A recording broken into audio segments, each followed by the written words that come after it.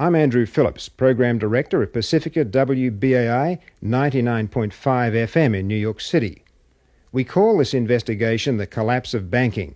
It's a story of lawyers, guns and money, and drugs and corruption and remorseless greed, of too much money, going in the wrong direction. In November 1986, my colleague Dennis Bernstein brought the beginnings of the Iran-Contra affair to WBAI, and together we bore a program called Contragate that investigated the issue. In the very first program, Dennis uncovered the story of drugs in and guns out. And 6 years later, we face a savings and loans catastrophe and an entire banking system on the verge of collapse. And we'll learn in this program that many of the same crooked and anti-democratic forces are at work, influences and forces that float right to the top, through the mafia, the CIA, and settle around the presidency. And now, the collapse of banking, reported by Dennis Bernstein. I just couldn't do it. What were the things that you were being asked to do? Well, in very broad sense, I was asked to commit tax, bankruptcy, and bank fraud. It's impossible to get documents. You have to rely on people, and these people are not going to allow their names to be used because their lives would be in danger if they did. Now, when a bank hits a certain amount of a critical asset mass size, it literally becomes too big to allow the government to allow it to fail. Like Citibank, $400 billion in assets, more assets in Citibank than were lost in the whole S&L debacle. So when a bank gets that big, the government won't let it fail. It can't let it fail. It would send shockwaves throughout the system. I said, first of all, that many of the nation's largest banks were at or near true economic insolvency. I stand by that statement today. And I don't think there's any doubt to anybody who looks at the facts that the CIA was definitely using domestic financial institutions. These people are making the same mistakes that we have made over and over again since 1980. They're denying the extent of the problem. They're understating the nature of the problem. Mr. Chairman, members of the committee, Special Counsel Bennett, I come before you today at your invitation as a witness. But what's the core of our national cohesion? Because as you know, this society is visibly splitting apart.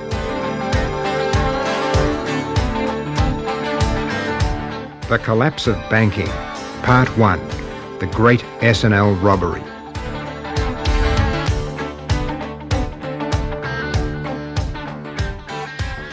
Well, in 1982, I had purchased a small newspaper in Northern California, a little town of Guerneville, population 1,700. I decided I had a real estate company before that and decided that I want to get out of real estate and just be the town's Mark Twain, and, sit there with my feet up on my desk and suspenders and just make myself obnoxious once a week in a column. Or Stephen Pizzo. He co-wrote Inside Job, The Looting of America's Savings and Loans, and continues his investigations of the finance industry from his home in Santa Rosa, Northern California.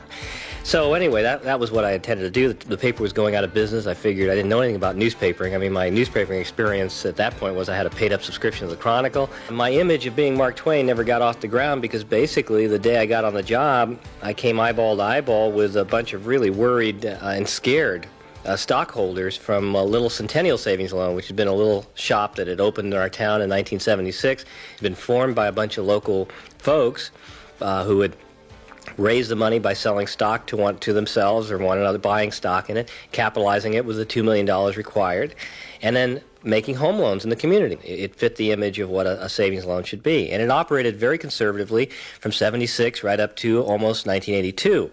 Then Congress started talking about deregulation, and the directors and officers of Centennial realized they knew nothing about deregulation and had no way of knowing how they could take advantage of this mysterious promise it was supposed to hold for them. And just about that time, Irv Hansen showed up there. Irv Hansen had been the chief accountant for the Federal Home Loan Bank in Washington, and his wife Gail had lived in a nearby town and knew one of the directors.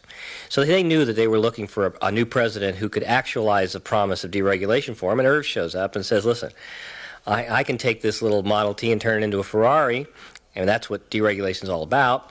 And they hired him. My co-author, Steve Pizzo, and I were working for a weekly newspaper, the Russian River News, in a little town of 1,700 people, Guerneville in Northern California, north of San Francisco.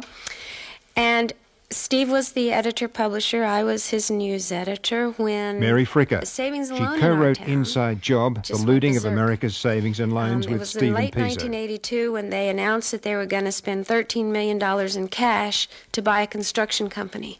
Now, this was a savings and loan whose own net worth was only $1.3 million. So they were going to spend 10 times their net worth in cash to buy a construction company. Well, what we didn't know was that deregulation was taking place on the national level and in Sacramento. What we saw, though, was this savings and loan that had been someone who loaned money to people who wanted to buy homes suddenly getting into real estate development. So when the president of the savings and loan, Irv Hansen, made this announcement, Steve immediately picked up his pen and his pad and went across the street to interview this guy. Where are they getting $13 million cash? The deal was due to close in a couple of weeks. They come over to my office. I say, okay, I'll go talk to this guy. I never met Irv Hansen. So I take my notepad and I walk down the Centennial and I go into his office. And here's his office. And I'm in a little tiny old bank building in town. This office is only 5 feet wide by about 9 feet long. And this guy is so big. He's like J.R. Ewing, big, tall guy with cowboy boots and a big gold buckle and a gold chain, a Rolex watch. Wore his shirts open down the front with gold chains and cowboy boots, and he kept a roll of $100 bills wadded up in his boots. He liked to go to bars after a day's work and tell big stories about life on the fast lane. So I sit down, I start to talk to him, and he's sitting there sprawled across his chair, with his legs crossed. And I said, Irv, where are you getting this money, this $13 million?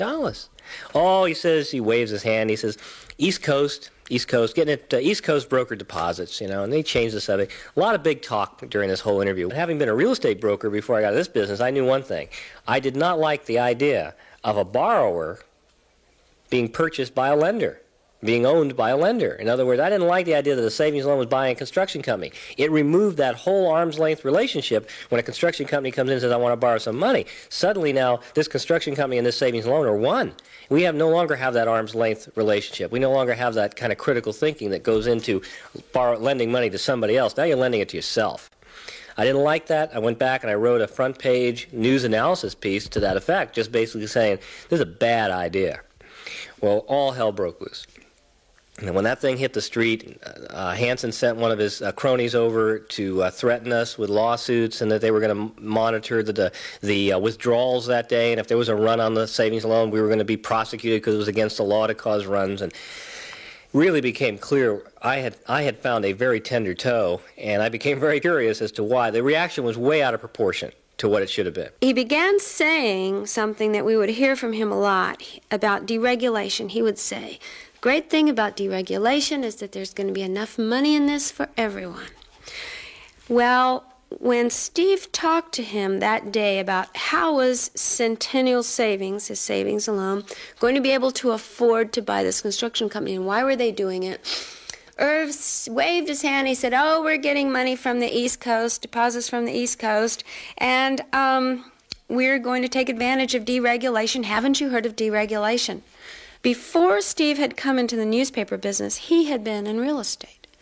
And so that gave him an ability to see things, potential problems right away.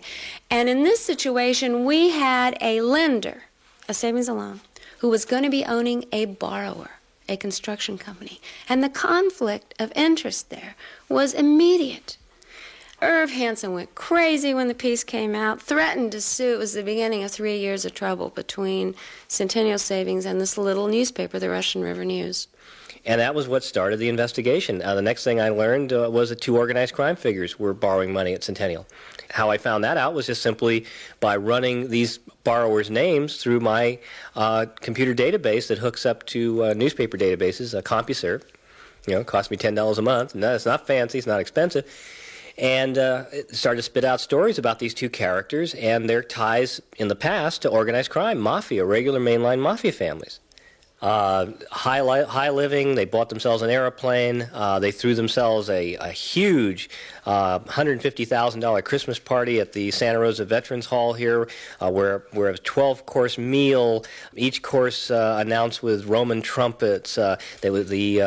The theme of it was Nottingham Nights, and they had 400 live trees brought in and a fog machine brought in so that they could pump fog along the floors to make it look like the real woods. It was just obscene, absolutely obscene opulence. They bought a penthouse condominium in San Francisco to entertain their customers. It just went from bad to worse, and a lot of people around here viewed it as Sonoma County finally rising to come into the mainstream of America's economic promise. That here it is. We've always been talking about how the North Bay up here was going to turn into a Silicon Valley North, how it was going to start growing and prospering, and here it is. It's finally arrived. And so these guys sucked a lot of local politicians, prominent people like Doug Bosco, Congressman Bosco, into their web. And next thing you know, they were throwing soirees for local politicians. Bosco flew once on their plane to attend a fundraiser up in Arcadia. They just were dazzled by it all. We, on the other hand, kept looking at it saying, wait a minute, this is not what savings and loans are supposed to be doing. This doesn't make sense. And we start to call regulators, and they basically said to us that our problem was that we didn't understand deregulation. These people were not crooks. They were entrepreneurs. And I kept telling them, nonsense. I'm an entrepreneur. These are crooks. I said, my definition of an entrepreneur is apparently very different than yours. An entrepreneur is supposed to invest his own money or her own money and create value, real value, and then out of that value take some profit. These people are just looting this place. The deals are phony as a $3 bill. The money's just going south. Nah, no way. These are exactly the kind of people we wanted to attract to the business. They're dynamic, they're forceful, they're innovative. See, that's your problem, Pizzo. You don't understand that these innovative techniques they're using. I said, nonsense. They're stealing this money. And so what happened was then after that, we just basically, Mary and I, just buckled down and started to do what ended up becoming our book, this long investigation of Centennial, because we tracked, for example, this guy Jensen to 4 other savings and loans in Texas, Louisiana, and Oregon and Washington. Of course, the very beginning of deregulation started with Jimmy Carter, and many people bring up that point. But when Ronald Reagan came into office, he brought with him a cadre of people who were so committed to deregulation without end that they pushed through seemingly without thinking what the repercussions would be of what they were doing, and that certainly was the situation with savings and loan deregulation. What happened for the next 2 years was that we continued to research what was happening at Centennial Savings, and I think we benefited because we were in a small town where everything that savings and loan did was so noticeable. Actually, deregulation it's pretty easy to name the people who were involved in this.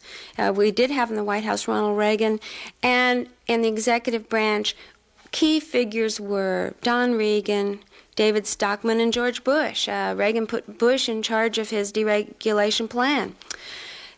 Don Regan was enormously involved when he was in the White House and in the Treasury Department, and David Stockman was personally responsible for reducing the number of savings and loan examiners so that we didn't have enough people to keep an eye on what was happening out in the field. Now let's talk about the role that George Bush played as the head of that deregulation commission. I think it was significant that Reagan put his vice president in charge of that committee, because it certainly showed the importance that the administration placed on deregulation. Apparently, that committee didn't personally do very much. It's a joke among some people in Washington because it didn't seem to give much leadership in that field other than to put this mindless commitment behind all kinds of deregulation.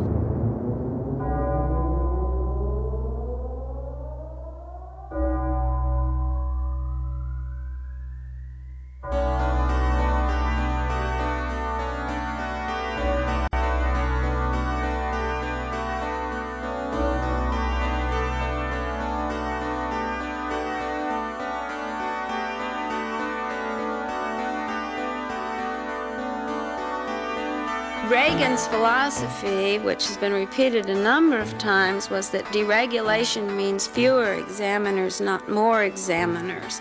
And that was exactly the wrong way to go in the savings and loan industry, because under deregulation, the Reagan administration put their weight behind fewer examiners and refused to support the hiring of more. In fact, the head of the savings and loan industry during those years was Ed Gray. When he became aware of, he began getting an inkling of what was going on out in the field, which was massive fraud. He went to Dave Stockman, tried to get an audience with him a number of times, begging for more examiners. Stockman wouldn't even see him, and instead sent an aide who said they're offered a handful of examiners when Ed Gray needed hundreds of examiners. Why don't you tell about the relationship between the Reagan administration, some of these characters, Stockman, Regan, and Edwin Gray, who turned out to be, cast out by the Reagan administration? Ed Gray was kind of like me. He believed in Ronald Reagan in the beginning. And he did. He went to Washington proud to be part of the Reagan administration. But he was always viewed as a mouthpiece for the savings and loan industry. That's why he got the job. And generally speaking, people didn't think Ed Gray was too smart. And they felt comfortable having Ed Gray in that position. They thought that he would more or less do what he was told. They didn't give him the time of day, actually. They didn't seem to have enough time for him to discuss his problems when he began seeing problems out there. So, although he had access to Ronald Reagan early on, as soon as he started talking about problems, nobody wanted to hear from him. He couldn't get anybody to return his calls. Don Regan virulently attacked him publicly, and by leaks. Yes, by leaks, there developed this leaking mentality in Washington where people were, from the Treasury Department, were telling the press secretly about all the stupid things that Ed Gray did. Let's talk about how he discovered Empire, what was happening at Empire Savings and Loan, and their project for condos in Texas. I guess one U.S. attorney referred to this massive project of unfinished condos. He said it sort of looked like Martian landing pads. What happened there? In Texas, some examiners were looking at Empire Savings and Loan, which is near Dallas. They were so horrified by what they found there, which was enormous loans being made without proper underwriting, sweetheart deals to contractors on projects that had no worth, that they made a video and brought it to Washington so that Ed Gray and the Federal Home Loan Bank Board could see for themselves what was happening at Empire Savings. And one day, Ed gathered his board together in this darkened boardroom at the Federal Home Loan Bank Board, and they watched this video. And part of the video was a car driving along the freeway looking at miles and miles of uncompleted condominium projects with insulation swaying in the wind, abandoned. There was no market for these things. Millions of dollars had been loaned on them. And Ed Gray says that was the moment when he realized that something terrible might be happening out in America. Single-family subdivision, and by air we located another large condominium project, virtually completed, hundreds of units, and by ground we found none occupied. And he launched into an investigation, and from that moment forward, he is on the record as trying to find out what was happening out in the countryside, and what the extent of the damage was, and what he could do to repair it. uppermost in his mind were two things. He wanted to get more examiners into the field, and he wanted to stop the use of something called brokered deposits. Brokered deposits came about when someone called a deposit broker represented normally large pools of money like pension funds. Often, companies like Merrill Lynch served as deposit brokers.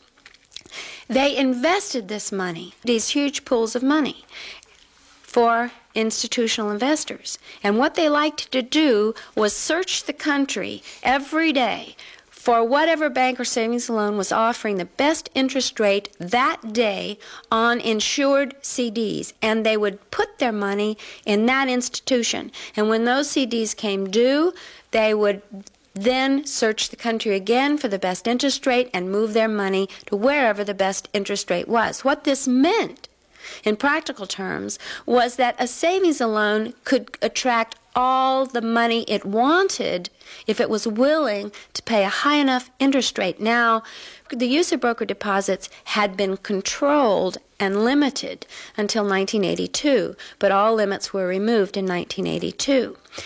Don Regan had spent his life at Merrill Lynch. Merrill Lynch moved heavily into the broker deposit business. When Ed Gray tried to put a stop to broker deposits, which he saw as fueling the fraud and problems in the field, Don Regan absolutely fought him tooth and nail. And Don Regan had Ronald Reagan's ear. Ed Gray did not. Mr. Chairman, members of the committee, Special Counsel Bennett, ladies and gentlemen, I come before you today at your invitation as a witness. When Congress and the various states deregulated thrifts, nothing was done to strengthen the regulators' ability to keep tabs on how all this federally insured money would now be used. California reduced its professional regulatory staff to a few dozen in number, notwithstanding the fact it had given its thrifts the most liberal banking law in history. The Garn-St. Germain Act, the federal thrift deregulation law, made no provision whatsoever to help the regulators cope with the altogether new and frankly dangerous thrift operating environment. The agency I headed, unlike the FDIC and the Federal Reserve System, let me emphasize that, we were not like the FDIC and the Federal Reserve System in this regard. The agency I headed was supervised by the Office of Management and Budget and the Office of Personnel Management. OMB controlled our budget. OPM set the salaries. The Bank Board was consistently denied any help at all by OMB in obtaining meaningful increases in staff, and by OPM in setting salary levels which would be high enough to attract and retain staff. For example, OPM would allow us to pay an entry-level examiner only $14,000 a year at most, and our examiner turnover rate was naturally horrendous. Half of our examiners had less than 2 years' experience on the job, yet we were directed by law to stay on top of events in an industry which held almost $1 trillion in increasingly risky assets and which had virtually no tangible net worth to cushion against losses. I began warning about this state of affairs not long after I took office. Indeed, I warned of the consequences to come so often and so continuously that I became known as Chicken Little.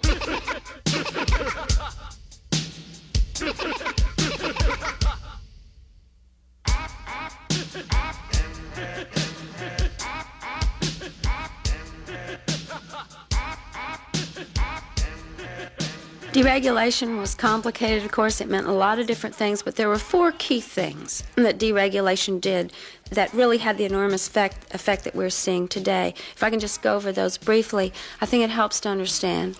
One thing was that Congress decided that savings and loans could invest up to 40% of their assets in commercial real estate. Now, The idea was that savings and loans would be able to earn a higher profit on commercial real estate ventures than they could make on home loans. But the problem was that commercial real estate was a much riskier venture. Also, deregulation decided that one person could own a savings and loan. It had been that you had to have 400 stockholders, that one stockholder could not own more than 25% of the stock. But we wanted to attract entrepreneurs into this troubled industry, and so we decided now one person could own a savings and loan. Deregulation decided that savings and loans didn't have to make loans in their own area. Suddenly, a Texas savings and loan, for example, could make a loan on a project in Hawaii. Well, this did bring more business to savings and loans, but it was business they couldn't keep their eyes on. And deregulation decided that developers didn't have to make a down payment, which did bring more business to savings and loans. But it meant that the savings and loan had put up 100% of the money and the developer had nothing at risk. Those are the key things that down the road have led to the problems that we see today. After deregulation was passed at the federal level, so you have two types of thrifts, federally chartered thrifts and state-chartered thrifts. It's called the dual banking system, and it's been sacred. Now where state and federal thrifts come together is where you have deposit insurance. That's only federal. So they both have deposit insurance in common, and it's federal deposit insurance. Well, when the feds deregulated thrifts and gave them a bunch of liberal rules, everybody in California had a state charter, which had very strict rules still, started to ditch their state charter and go to a federal charter. Well, this got Sacramento's attention quick because a guy who owns a federally chartered thrift has no interest in contributing to a state politician. None. So, Mr. Nolan, Senator Nolan up there, Republican, decided he had to stop this hemorrhage of potential contributors, and he created the Nolan Bill, which deregulated state-chartered savings and loans 10 times. I mean, the Nolan Bill basically said, hey, wait a minute, guys, stop, hold everything. If you thought federal deregulation was good, you wait till you see what we can do here. You guys stick with us, and we'll let you open Crazy Eddie's Thrift. Don't leave, come back. Federal deregulation only allowed them to invest 40% of their assets in anything they wanted.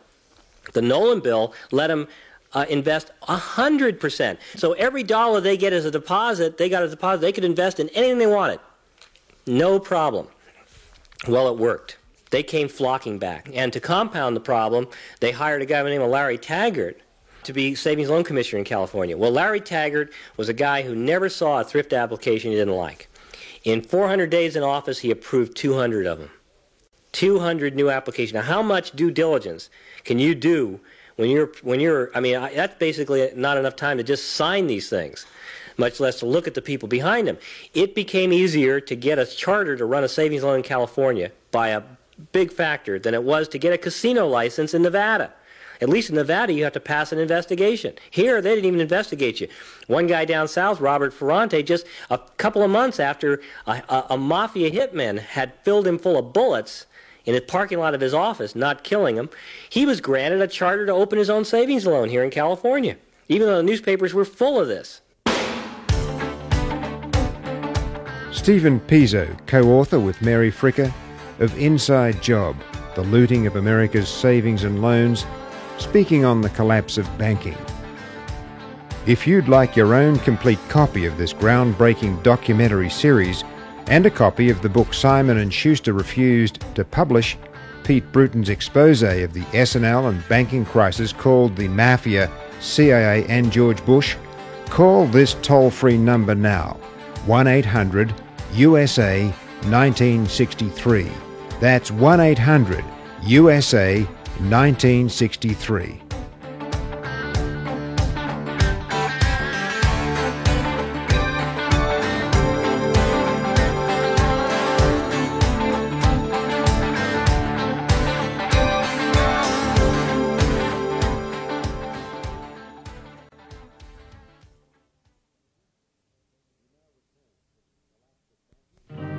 We now return to the collapse of banking with Dennis Bernstein.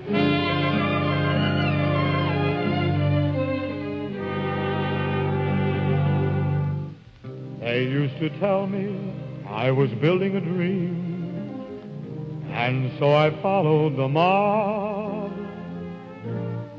When there was earth to plow or guns to bear, I was always there, right on the job. They used to tell me I was building a dream with peace and glory ahead. Why should I be standing in line, just waiting for bread? Once I built a railroad. I think Americans haven't quite realized what they've lost here. They know they've lost $500 billion.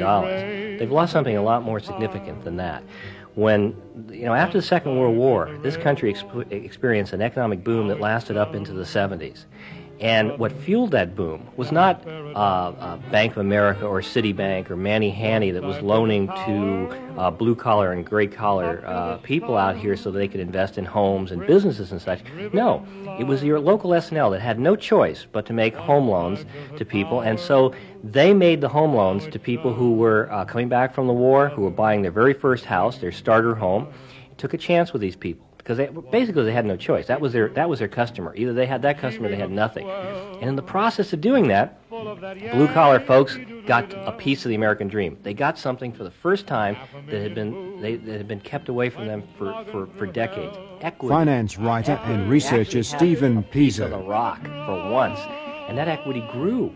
That little starter home that they bought in 1946, they sold it, made money on it, and bought up to a bigger home. That equity grew, and as their equity grew, even their salaries grew too, but their equity really is what made them feel rich. And when a person feels rich, or feels at least solvent, they spend money. They go out and they either borrow against it, or they feel freer to spend parts of their salary rather than saving it. And what they did was they went out and they bought campers, they bought boats, they bought furniture, they bought all kinds of stuff that drove this economy for 30 years. All right? How did that all start? That started with that S&L loan in 1946. Now those S&Ls are largely disappearing. And you're seeing fewer and fewer institutions willing to make loans to those starter people, the little married couple that's coming up and saying, I want to buy my first house. And instead they're being faced with having to go to the Bank of America or some big impersonal institution that looks at them and says, really, we can't buy, this loan is very small. And we are losing in the pipeline of home ownership. There's now this big gap. You've got all the people with existing homes moving through it and moving out into retirement. You have nobody coming up from behind building equity. And we're going to see Americans feeling poorer and poorer because they're back to not having equity in anything. We have lost something very, very critical here. Lincoln Savings was a normal savings and loan making home mortgages in California. It was bought by an Arizona developer named Charlie Keating, who bid and bid and bid until he got the ownership to agree to sell it to him, because he understood how an unscrupulous operator could benefit from owning a savings and loan.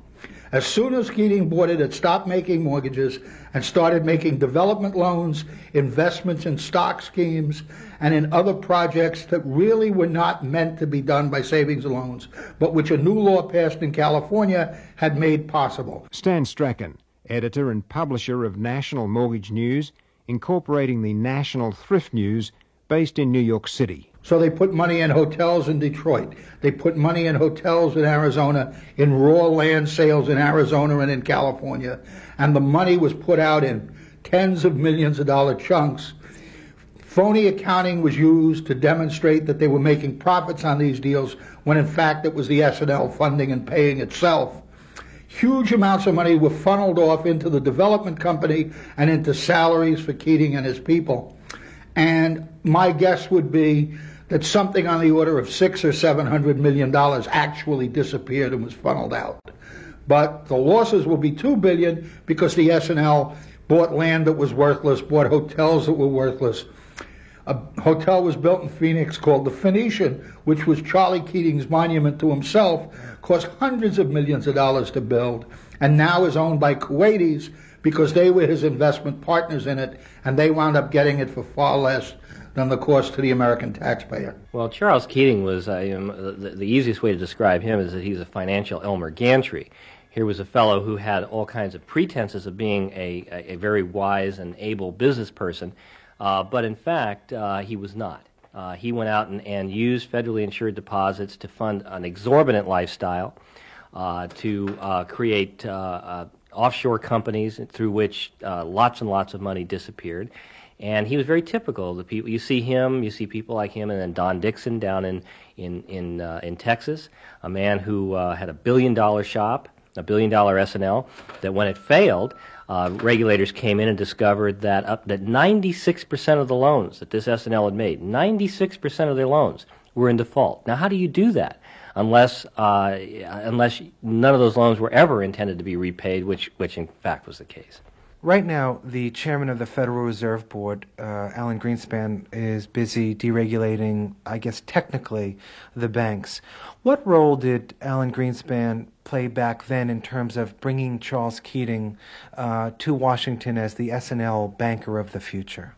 Yeah, the great hope for the industry, in fact. It was 1986, and he had owned Lincoln Savings for only about a year, but already federal regulators were very worried about what they saw happening over there, and they had made complaints to Congress, and Charlie had complained to Congress as well, but complained about federal regulators harassing him and putting unreasonable demands on him and such. I mean, all they were really demanding he do was follow the few remaining rules that existed in the thrift industry, but he didn't even want to do that.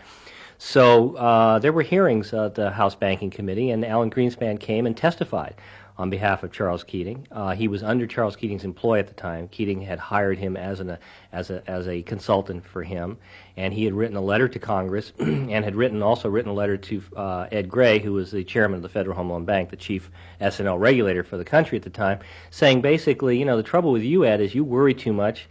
Everything's fine at Lincoln. It's one of the best shops in the country, and it's the future for this industry. And he said the biggest mistake we could make right now would be to begin withdrawing these deregulated powers and to re-regulate the industry. And he went on to name 17 S&Ls in his letter to Ed Gray that were doing just great right now around the country. Vernon Savings, he named a number of them, specifically named them. Today, every single one of those on Alan Greenspan's list is out of business, and the cumulative losses between all of them is up in the double-digit billions. So so this is the man who's now running the Federal Reserve System as a whole and is now, as you mentioned, deregulating banks by regulatory fiat, basically because Congress has flatly refused to do it. When I covered the S&L hearings for national radio, time and again we heard the Keating Five, and I'd like you to address who they were and what role they played, but time and again we heard them cite Alan Greenspan. If Alan Greenspan said this, then how could we know but to support this man, Charlie Keating? So Greenspan really did lay the groundwork for the people such as Charles Keating. Well, it wasn't just Alan Greenspan. These individuals like Keating, and he wasn't alone. Don Dixon at Vernon Savings Loan and a lot of the other guys who had the combination to the safe of their various institutions had the key ingredient for influence peddling, and that was money. They had a virtually endless supply of it, and they could either influence Washington in one way or the other. They could either do it directly through campaign contributions, or they could do it by going out and buying some of the best minds in this country and convincing those best minds in this country that the flim-flam that they were conducting at their S&L was actually good, solid business. Alan Greenspan wasn't the only one. Some of the biggest auditing companies in this country, Arthur Young, Arthur Anderson, household names, went and did exactly the same thing, issuing opinions, auditing opinions on their letterhead saying this institution's doing great, when in fact it was cooking their books. I am 67 years old, and I invested $40,000 in Keating's worthless bonds. I, too, used Lincoln Savings Bank on Riverside. And as CDs came due, the tellers informed me of the opportunity of obtaining a percentage higher than what the CDs were paying, and invited me to speak to the young man who was seated at a desk at the other end of the bank, still within the bank proper itself. He was handsome, good-looking, college graduate, three-piece suit on. Handsome devil, and very, very well versed as to what he was going to say and how he was going to sell. It was not necessarily a hard sell, but he was so enthusiastic.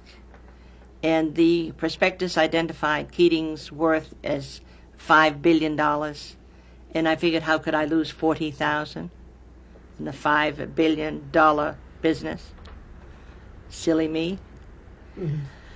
So I foolishly signed up to have a $40,000 bond. And for 2.5 years, I received my interest every month that I put into the bank and received more interest on my interest. And I was looking forward to retirement. And I was trying to identify how much money I would need to live on in the style to which I had become accustomed. And I think many of us have been accused of being greedy because we wanted that 1 or 1.5% higher than a CD. But we were not greedy. We were looking forward to stability in our lives. As we got older, we didn't want to have to worry about where the money was coming from to live on. Is there one particular story that really bothers you, that stays with you when you think about this whole situation? If you could go up to Mr. Keating or some of the people that made his situation possible and say, think about this. Think about what happened to this person. I think of the Anthony Elliots. Anthony was part of our group. Although I didn't know him personally, I had talked with him on the phone at one occasion. He lived in Pasadena and he did not have a car. And he didn't know how to get to our meetings because he didn't have a car. And he asked me if I knew how the bus schedule was. And I said, I'm sorry, I've never ridden a bus. Why don't you call the bus company? They can tell you better than I. And when I read about his untimely death and the reason for it, it made me want to push that in Keating's face and to read in the paper that he felt no guilt at all for that man. I would love to have gone up and beat the you-know-what out of him.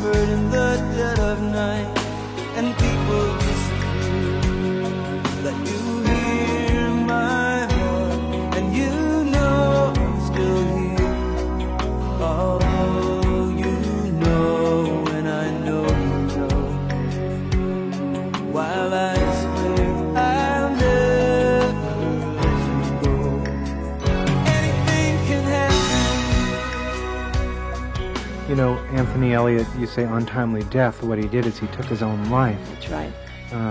You want to describe why he took his own life? Yes, he felt that the government had let him down, that the only people that the government protected were the people that took money from unsuspecting older people.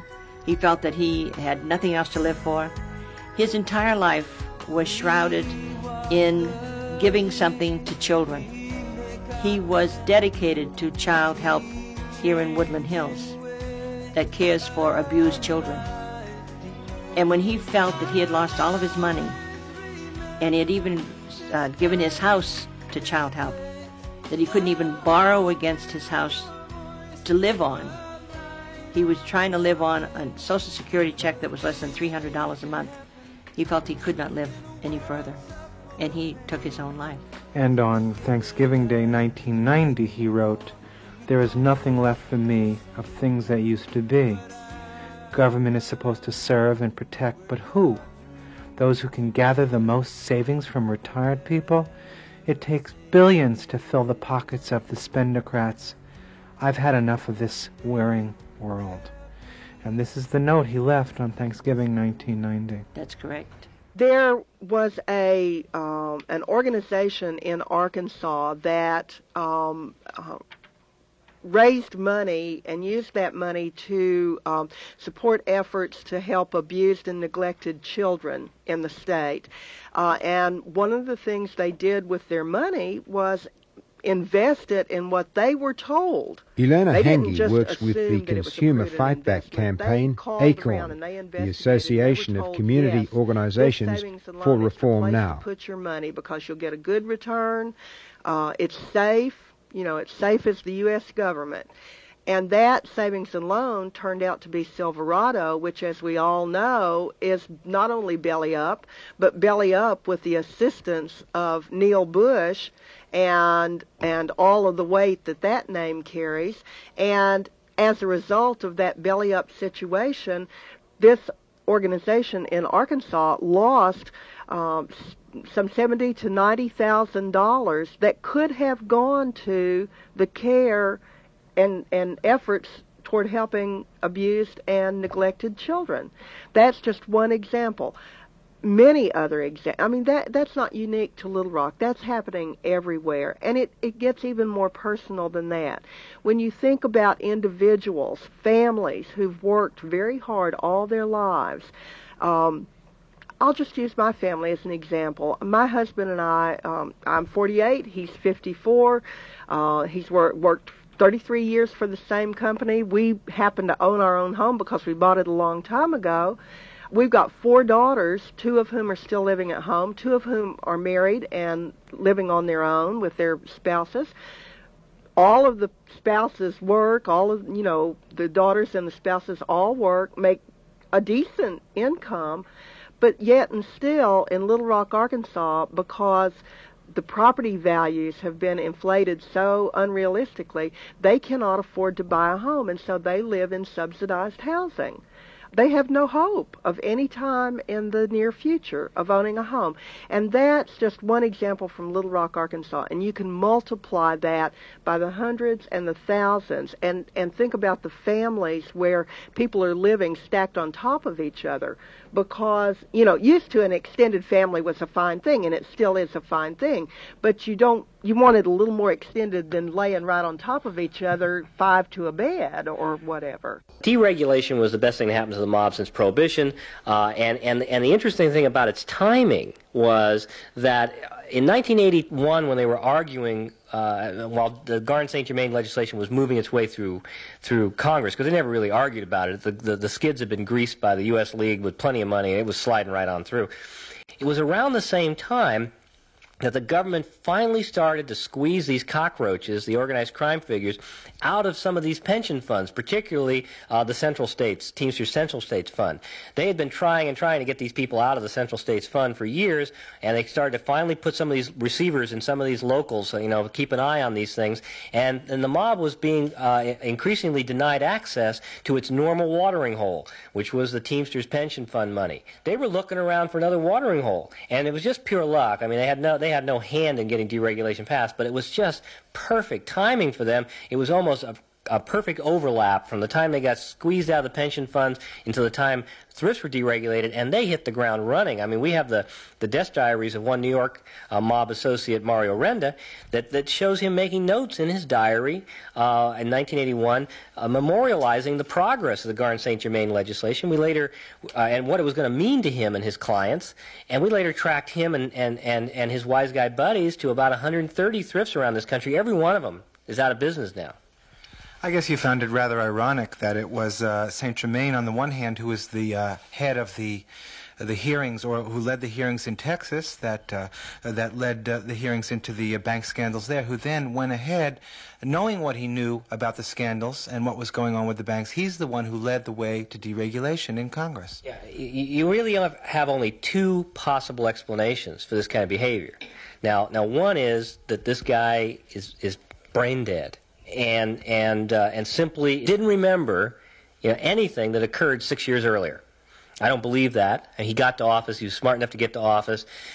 So I believe he did remember it. So it really leaves only the other explanation, and that is that he was bought and paid for by the people who wanted deregulation through. There's plenty of proof to that to support that. During the time that the deregulation was being argued, he was running around Washington with the U.S. League's credit card, their credit card, in his pocket, in his wallet.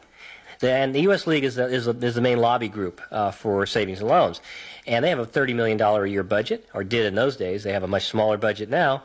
But he was running around eating at restaurants on the U.S. League's credit card. Not just a small little favor they were doing. They did a lot of other favors for him, too. So he was bought and he was paid for. That's why deregulation got passed. This story really does go everywhere. As you mentioned, it does include organized crime, and that's why we start, I imagine, hearing about these strange endings of people's lives. It also goes in other places. Let's talk about, though, Neil Bush. How did Neil Bush get in the S&L business, and what was he doing in Silverado Savings in Colorado? Well, Neil basically was following in his father's footsteps. In fact, almost a blueprint of his father's footsteps. His father had come to Texas as a young man, just as Neil had come to Colorado. His father had gotten into the oil business, and so did Neil. Neil opened up a company called J&B Exploration, a company drilled for oil. His father had also sat on the boards of financial institutions in Texas. It was considered an honorable thing to do. And, of course, Neil joined the board of Silverado Savings Loan as a director. Unfortunately, his partners in J&B Exploration had other things in mind, Kenneth Good and Bill Walters. These guys had been around for a long time. Bill Walters had been a business partner with a guy by the name of Richard Rossmiller, another guy out of Denver who was a Herman Beebe associate who showed up during the Rent-A-Bank scandal down in Texas in the 70s. And they got together with Neil, and what happened with J&B when we looked at the incorporation papers was it turns out that Ken Good put $100,000 in to capitalize J&B Exploration. Bill Walters put considerably more in to capitalize J&B Exploration. And Neil Bush put in $100 to capitalize J&B Exploration. He immediately starts to draw a $70,000 a year salary. So let's just stop right there and look at what Neil has done. Neil has bought himself a $70,000 a year job for $100. This is good. This is very good. I wish I could do it. Now, Bill Walters owns Cherry Creek Bank in Denver. So Cherry Creek Bank in Denver extends $1.75 million line of credit to J&B Exploration. This is good. This is not proper, but this is good. So for $100 now, Neil has bought himself a $70,000 a year job and a $1.75 million line of credit. Now, Bill Walters and Ken Good show up as borrowers at Silverado and borrow a considerable amount of money. Bill Walters borrows $106 million from Silverado. The deals are horrible. They Silverado ends up having to repossess almost everything from Walters, and they lose about $43 million on the Walters loans. Ken Good, likewise, borrows a great deal of money from Silverado, and likewise these things go south, and his deals cost $33 million to Silverado. Even though Ken Good is costing Silverado $33 million, he seems to have enough money to invest another $3 million in J&B Exploration, ending up with 80% of J&B Exploration, and it also reducing Neil Bush's liability on the $1.75 million line of credit at Cherry Creek to a measly $100,000. So Neil says all of this is very usual and is not at all unusual. Oh, there was one other thing. Ken Good also loaned Neil $100,000 on a loan that Neil did not have to pay back. The loan was forgiven, and Neil also explains this as being something that happens all the time, not in my world. If the same kind of investigation that took place in terms of this hearing and Neil Bush, is that the way it goes in this business? No, it's not the way it goes in this business. Silverado is being handled very differently from shops such as, say, for example, Lincoln Savings Loan or Vernon Savings Loans, where there are very active and energetic investigations, both civil and criminal, going on. Silverado, people are tiptoeing around that thing, which is, I think, precisely why Bill Walters and Ken Good roped Neil in as their partner. I think the kid is not particularly bright, and I think what happened was these two guys saw in Neil Bush a political hostage, that they could get in and abuse this financial institution, and then when they got caught, when the gig was up, the feds wouldn't shoot for fear that they'd hit the kid.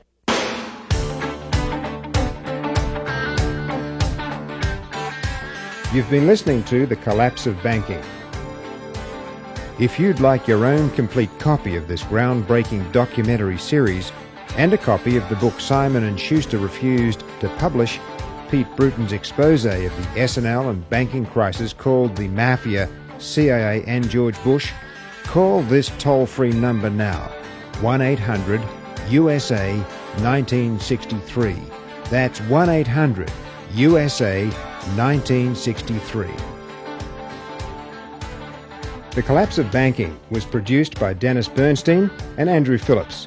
The interviews were conducted by Dennis Bernstein. Production engineering by Andrew Phillips. Assistant producers Susan Burns and Pamela Burton. Special thanks to Curtis Lang of The Village Voice for his research and advice. And thanks also to James Sherman, Laura Seidel, Mario Murillo, Evelyn Tully Costa, PeaceNet, Peter Schmittig, Delphine Blue, Paula West, the Funding Exchange, and the Pacifica Foundation.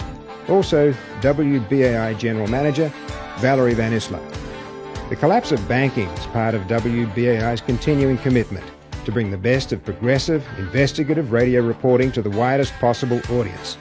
I was the project director, and my name's Andrew Phillips. And once again, that toll-free number, 1-800-USA-1963.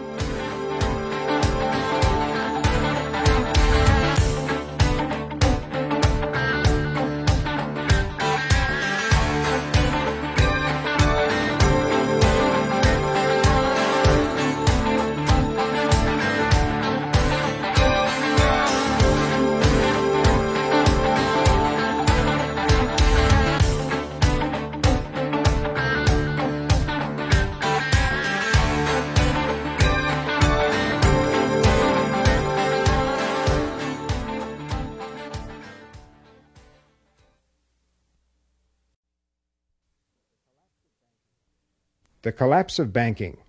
It's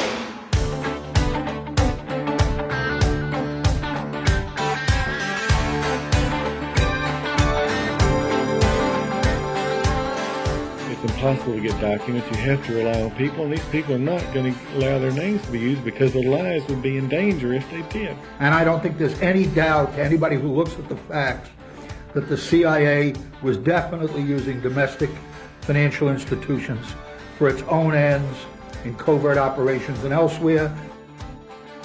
As a reporter for the Houston Post, Pete Bruton investigates connections between the Central Intelligence Agency, the Mafia, and powerful U.S. government officials. The results of his 3-year investigation are outlined in his new book, The Mafia, the CIA and George Bush. And although not a household name, Texas businessman Walter Mischer appears to be a key link in a circle of Houston power brokers tying the Bush administration to failed S&Ls with connections to organized crime and the CIA.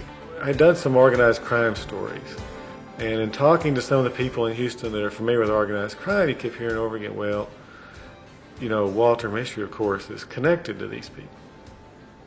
And that kind of was startling information. We ended up doing a story, interviewing him and doing a big story on him, and it was the cover story of a Sunday magazine, the Houston Post.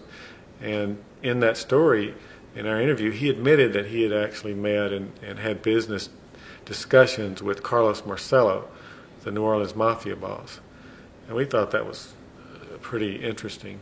And in talking to other people, this was confirmed that, you know, Mischer had ties to the mob.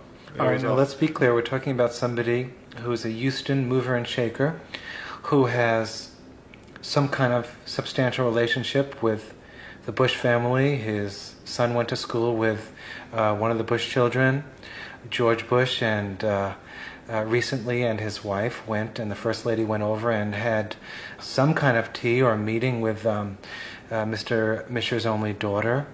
We're talking about somebody who has a relationship with many officials like this. Well, Walter Mischer is probably considered the sort of the political power broker of Texas. I mean, he has influenced politicians from Houston City Hall all the way up to the President of the United States. He was very good friends with Lyndon Johnson. Walter Mischer was very, very close to John Conley and other Texas governors, and he's controlled most of the Houston mayors and county politicians in Houston. And he does it behind the scenes. He's a very good fundraiser. I mean, he tells the financial people and the developers who he's going to back, and they will chip in. I mean, he has a lot of influence in determining who the people in Houston business support politically. In 1988, he had a relationship with Lloyd Bentsen. Lloyd Bentsen depended on him, didn't he? Well, he's always supported Bentsen from way back in the 70s. I mean, he served on Bentsen's campaign committees. He's raised a lot of money for him. In 1988, Bentsen had his Texas senatorial headquarters in Mischer's building. They've been very close, and it's well known that they are very good friends. And Mischer one time denied to me that he'd ever done business with Bentsen, and I found a land deal where his company and some other people had bought some apartment projects from Bentsen. And so they're quite close. And Mischer will support both sides of the fence. I mean, you got to understand, Mischer, politics to him is not like, let's pick out a horse and bet all our money on the horse. They don't bet. They support both sides. If Mischer is going to support one candidate, he'll have his associates support the other ones. He covers his bet. These people do not gamble in politics. They always cover their bets. I mean, and so in the 1988 election, you have George Bush as a Republican candidate versus Lloyd Bentsen, the vice president Democratic candidate. I mean, the Houston boys had their bets covered. Either side won, they were in, and so it didn't, and Bentsen actually ran his vice presidential campaign, or both, out of offices that were owned by Walter Mischer. Well, his senatorial campaign, I don't know how you could distinguish the two. I mean, he's doing all of this campaigning as one thing. Okay, now you began to make some connections between Mr. Mischer and organized crime. Mischer also starts another career which tells us that he not only has ties with organized crime, but ties with intelligence and with the Central Intelligence Agency. Yeah, I first ran across people talking about this when we were doing our big story on Mischer as the magazine cover. Mischer and his partners, including Coca-Cola, had bought 700,000 acres in Belize, a small Central American country, which was approximately 12% of the land of that country. And it turns out that they had vague plans and nothing ever happened. It was all kind of mysterious. And when I was talking to Mischer's friends and associates for our story, one of them told me that he was pretty sure that was a CIA deal that Mischer was doing. And that just kind of went right over my head. I didn't really care about that, and it didn't mean anything. And I thought, well, yeah, maybe so, but I wasn't interested in that. It was only till about 3 years later, when I ran across Mischer's former son-in-law being involved with the CIA, that I remembered what that man had told me. And then I started looking back and see if I could find any other connections. And in 1952, Mischer was like 30 years old. He was a sewer contractor. He put in sewers and he paved parking lots. He had like one dump truck and one tractor, or two dump trucks and one tractor.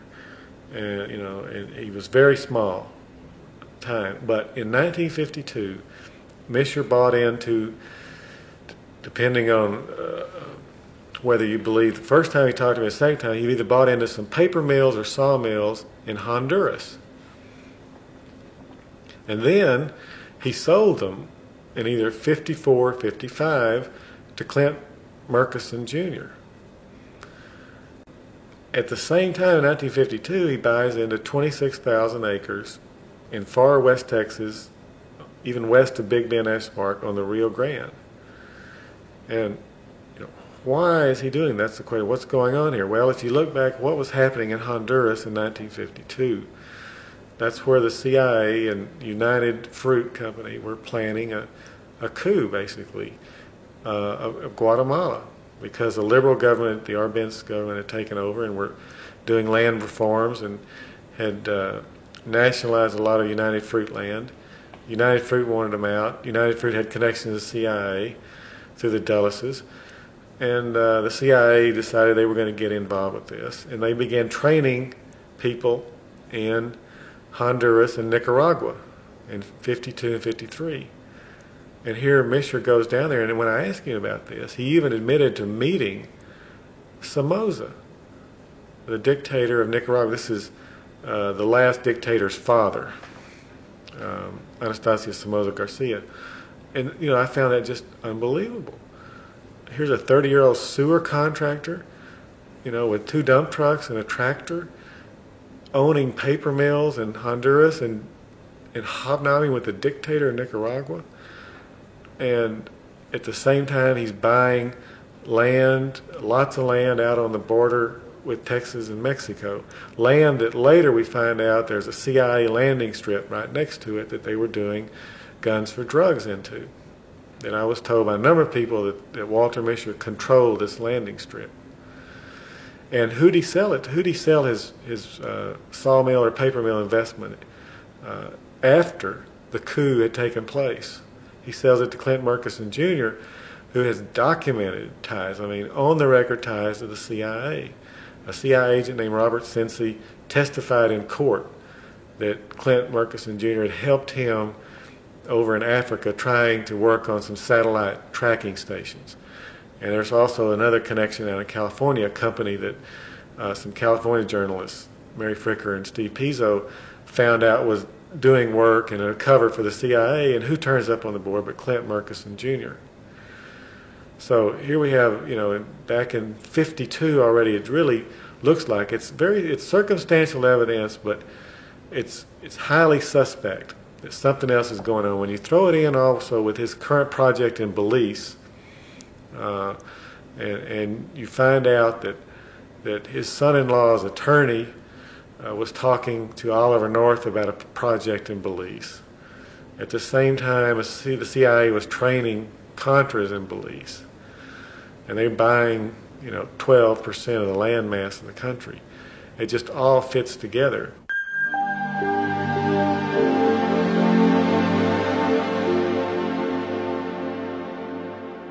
With these clues to connections about the CIA's links to Mischer, his investigation finally put Bruton head-on with CIA arms dealer Richard Brennecke.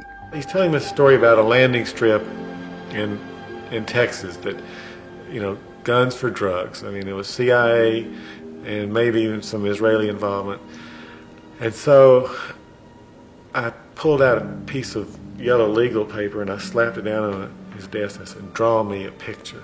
Show me exactly where this is and everything you know about it. So he starts drawing a picture. He says, near Lajitas, which is west of Big Bend National Park. And he shows this mesa, and he shows where it is. And he says 4,000 feet long, and it's double wide, he said. And he said there's a road running at the end of it, and there's this big mountain just north of it. You go over this mesa, and it's about like 10 or 12 miles.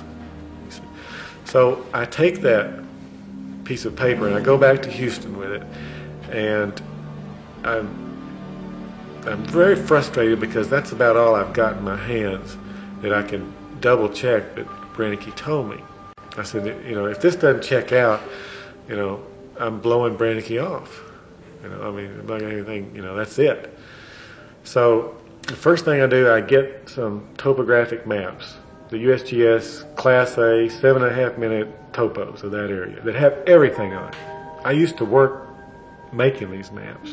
They have everything on them. And I said, if that landing strip is out there, it's on this map.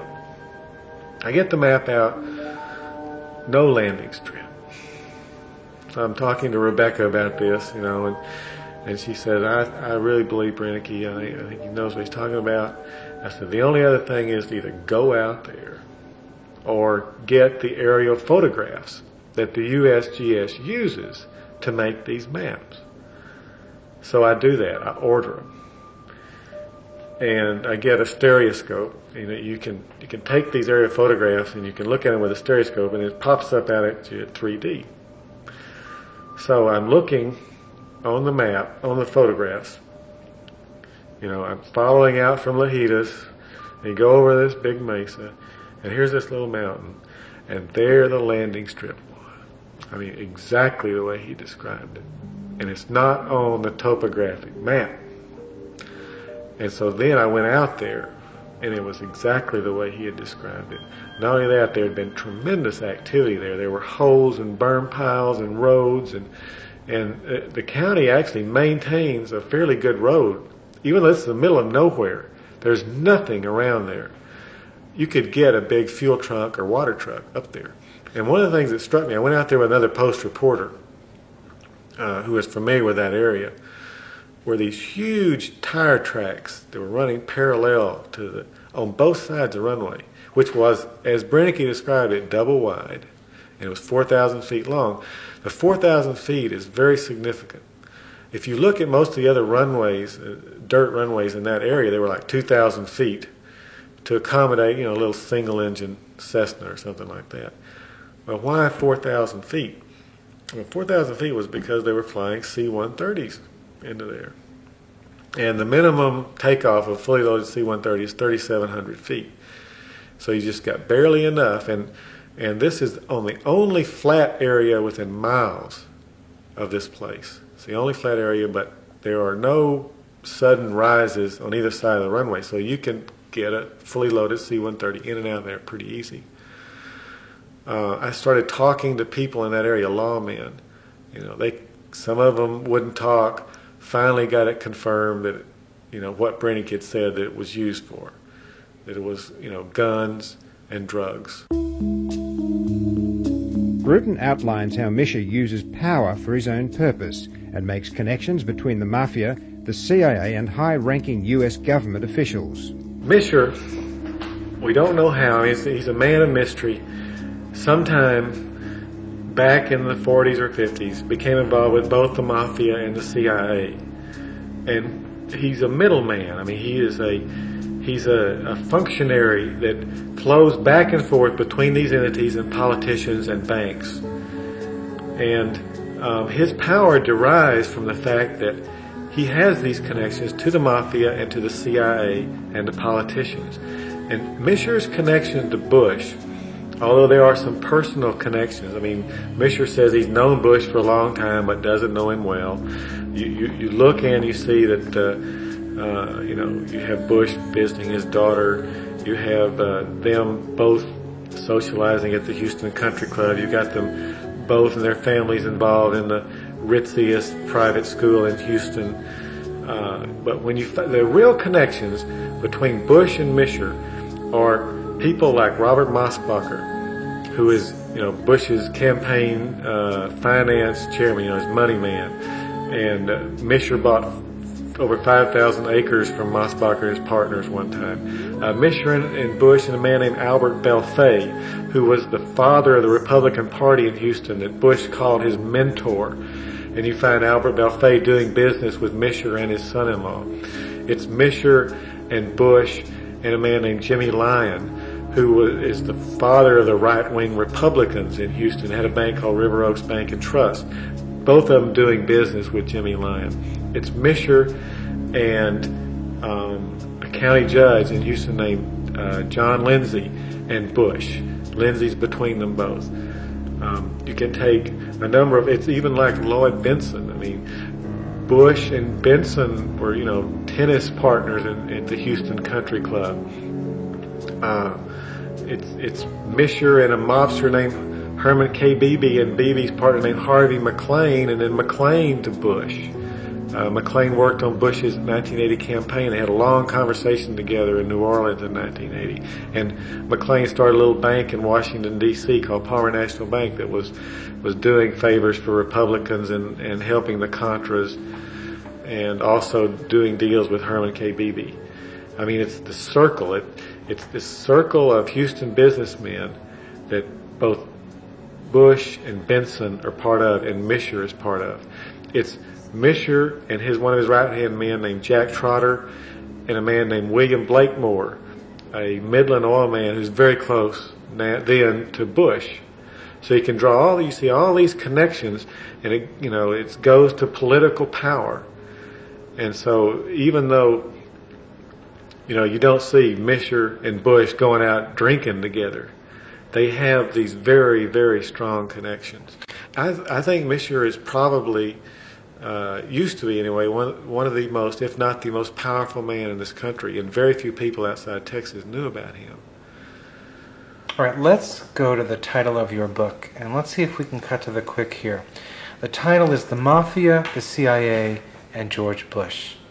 And obviously you have the President of the United States name in there, right under the CIA and the Mafia, because you believe there's some pretty close connections. So why don't you try and make some of those connections? George Bush personally intervened in the federal regulation of a very extremely dirty savings and loan in Florida that was doing deals with Mafia people and CIA people. And this never came out. It was in the national press.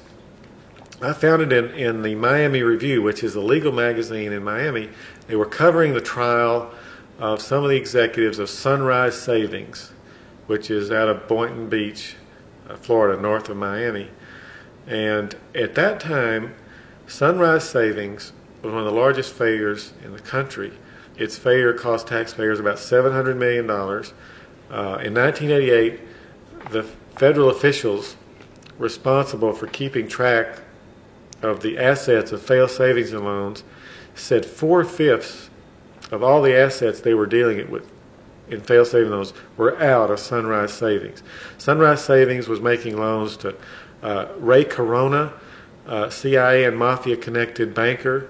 They were making loans to a very close friend of Walter Misher and Robert Corson named John Riddle, very close friend of Walter Misher and Robert Corson. They were making loans to a man named Harold White, who we find out is in business with some mob associates and some men who were connected to the CIA. And so at that time, journalists, at least with the Miami Review covering this story, didn't realize what Sunrise Savings was.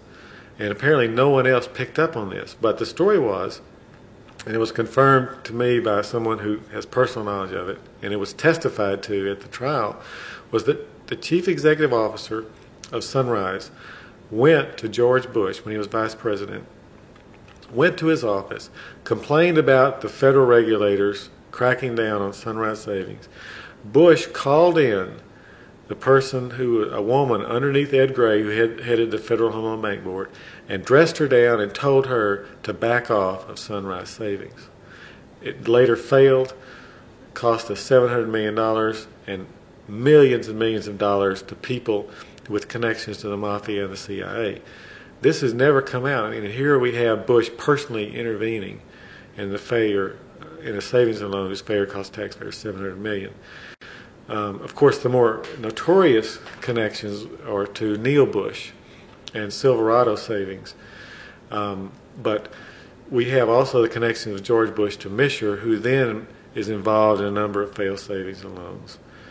At the time, Sunrise Savings was making loans with and dealing with a man named John Riddle, who was a friend of Walter Misher's. He's a Houston businessman and attorney, a close friend and partner of Robert Corson, the CIA agent and Misher's former son-in-law. He borrowed $30 to $40 million from Sunrise Savings, and the loans had gone bad. Riddle also had an airplane company called First Western Aviation that was financed by the bank of one of Misher's closest friends and associates. And according to Ari Ben-Menashe, an Israeli intelligence officer, was shipping guns to Iran and Iraq. First Western was, John Riddle's company. All right. They also were making loans to a man named Ray Corona, who owned a bank in Florida called Sunshine State Bank. It was called a mafia bank by federal regulators. Its biggest borrower was Leonard Palullo, a Philadelphia mafia associate, well-known, well-documented mafia associate. It was also making loans to a man named Harold White, who was in partners with a man named Donald Berg, who has been mentioned in connection with Richard Nixon and B.B. Rebozo in deals down in Florida, and was also a close friend of Louis Chesler, who was Meyer Lansky, the mob's financial wizard's partner. And his attorney, Harold White's attorney, was Truman Skinner. Truman Skinner was the former managing partner of Paul Hellawell's law firm. Paul Hellawell is one of the founders and masterminds of the Central Intelligence Agency, one of the original founders who started the CIA as one of their first proprietaries, C Supply, that was funneling weapons into Thailand for the nationalist Chinese. Hellawell is one of the top CIA operatives. Here, his partner, Truman Skinner, turns up as Harold White's partner. And then we have Donald Berg, partners with Louis Chesler, a mafia associate, partners with Harold White. Harold White's borrowing from Sunrise Savings. Ray Corona's borrowing, John Riddle's borrowing. Those are the only three I found. I mean, it would be, if I had enough time, it'd be nice to go back and try to find all the loans. And this is the one that George Bush that comes in and he says, what to the right? He says, back off. And, you think if Bush was going to tell anybody to back, he'd tell somebody to back off Mainland or, Silverado Savings, where his son was. Why a savings loan in Florida? And that's what nobody, caught on at the time. But then you find out, look, they're making loans to. And then, it makes sense then. A close associate of Walter Mischer is James Baker III, current White House Chief of Staff and Bush campaign manager. Baker, as the former Secretary of Treasury, may have interceded into the investigation of Walter Mischer's savings and loan, Mainland Savings. I think there's a significant circumstantial evidence that shows that Baker was somehow involved in Mainland Savings, or the lack of prosecution of Mainland Savings. You recall Mainland Savings was the first savings and loan that I started looking at, and we found Mafia and CIA, strong-time CIA involvement in Mainland, including a major loan to Adnan Khashoggi at the same time Khashoggi was funding the first publicized arms for hostages deal with Iran. The chair of the board of Mainland was Raymond Hill. The Federal Savings and Loan Insurance Corporation hired a private law firm out of Houston to investigate the failure of Mainland to file a lawsuit against the officers and directors to try to recover the money that was lost. This law firm was Andrews and Kurth. Now, Andrews and Kurth conducted an investigation. Their lawyers drew up a 60-page complaint or petition or lawsuit to be filed against Raymond Hill and other officers and directors of Mainland, alleging various and numerous cases of fraud. In many cases, these were criminal allegations. And they said that Raymond Hill, in a 4-year period, had gotten salaries and payments from Mainland of over $4.3 million. Mainland's failure, by the way, probably cost taxpayers about $500 million. This lawsuit, was never filed. And Greg C. and I wrote some stories about why is the federal regulators not filing a lawsuit in Mainland. Because the statute of limitations was about to run. They only had 2 or 3 years after the failure to file a lawsuit to try to recover the money, and they let it run. The FSLIC the feds let this lawsuit run, so it was never filed. And we wrote a big story about this, criticizing the feds and Andrews and Kurth. Well, the next day I got a phone call from someone at Andrews Kurth who told me that they had drawn up a lawsuit, but that it was killed at the top levels of the FSLIC and Andrews Kurth. And I said, well, I'd like to see that. And so this person mailed me a copy of the lawsuit, and it had all these allegations, and we wrote a number of stories about this. It wasn't until several years later, after I'd finished investigating Mainland, that I found out from a number of people that Raymond Hill was very close and very good friends to James A. Baker III, now the White House Chief of Staff, former Secretary of State, and at the time of Mainland's failure was the Secretary of the Treasury. Okay, and ultimately in charge of all regulation? Yes. So that kind of, that's something's going on. I was struck by that. And also, James Baker was the former managing partner of Andrews and Kurth, the law firm hired by the FSIC to investigate Mainland's failure, and ultimately did nothing, did not file a lawsuit against Raymond Hill. And I think, of course, this is one of the reasons that Raymond Hill was so arrogant, because he knew not only did he have the Mafia and the CIA, he had James Baker behind him.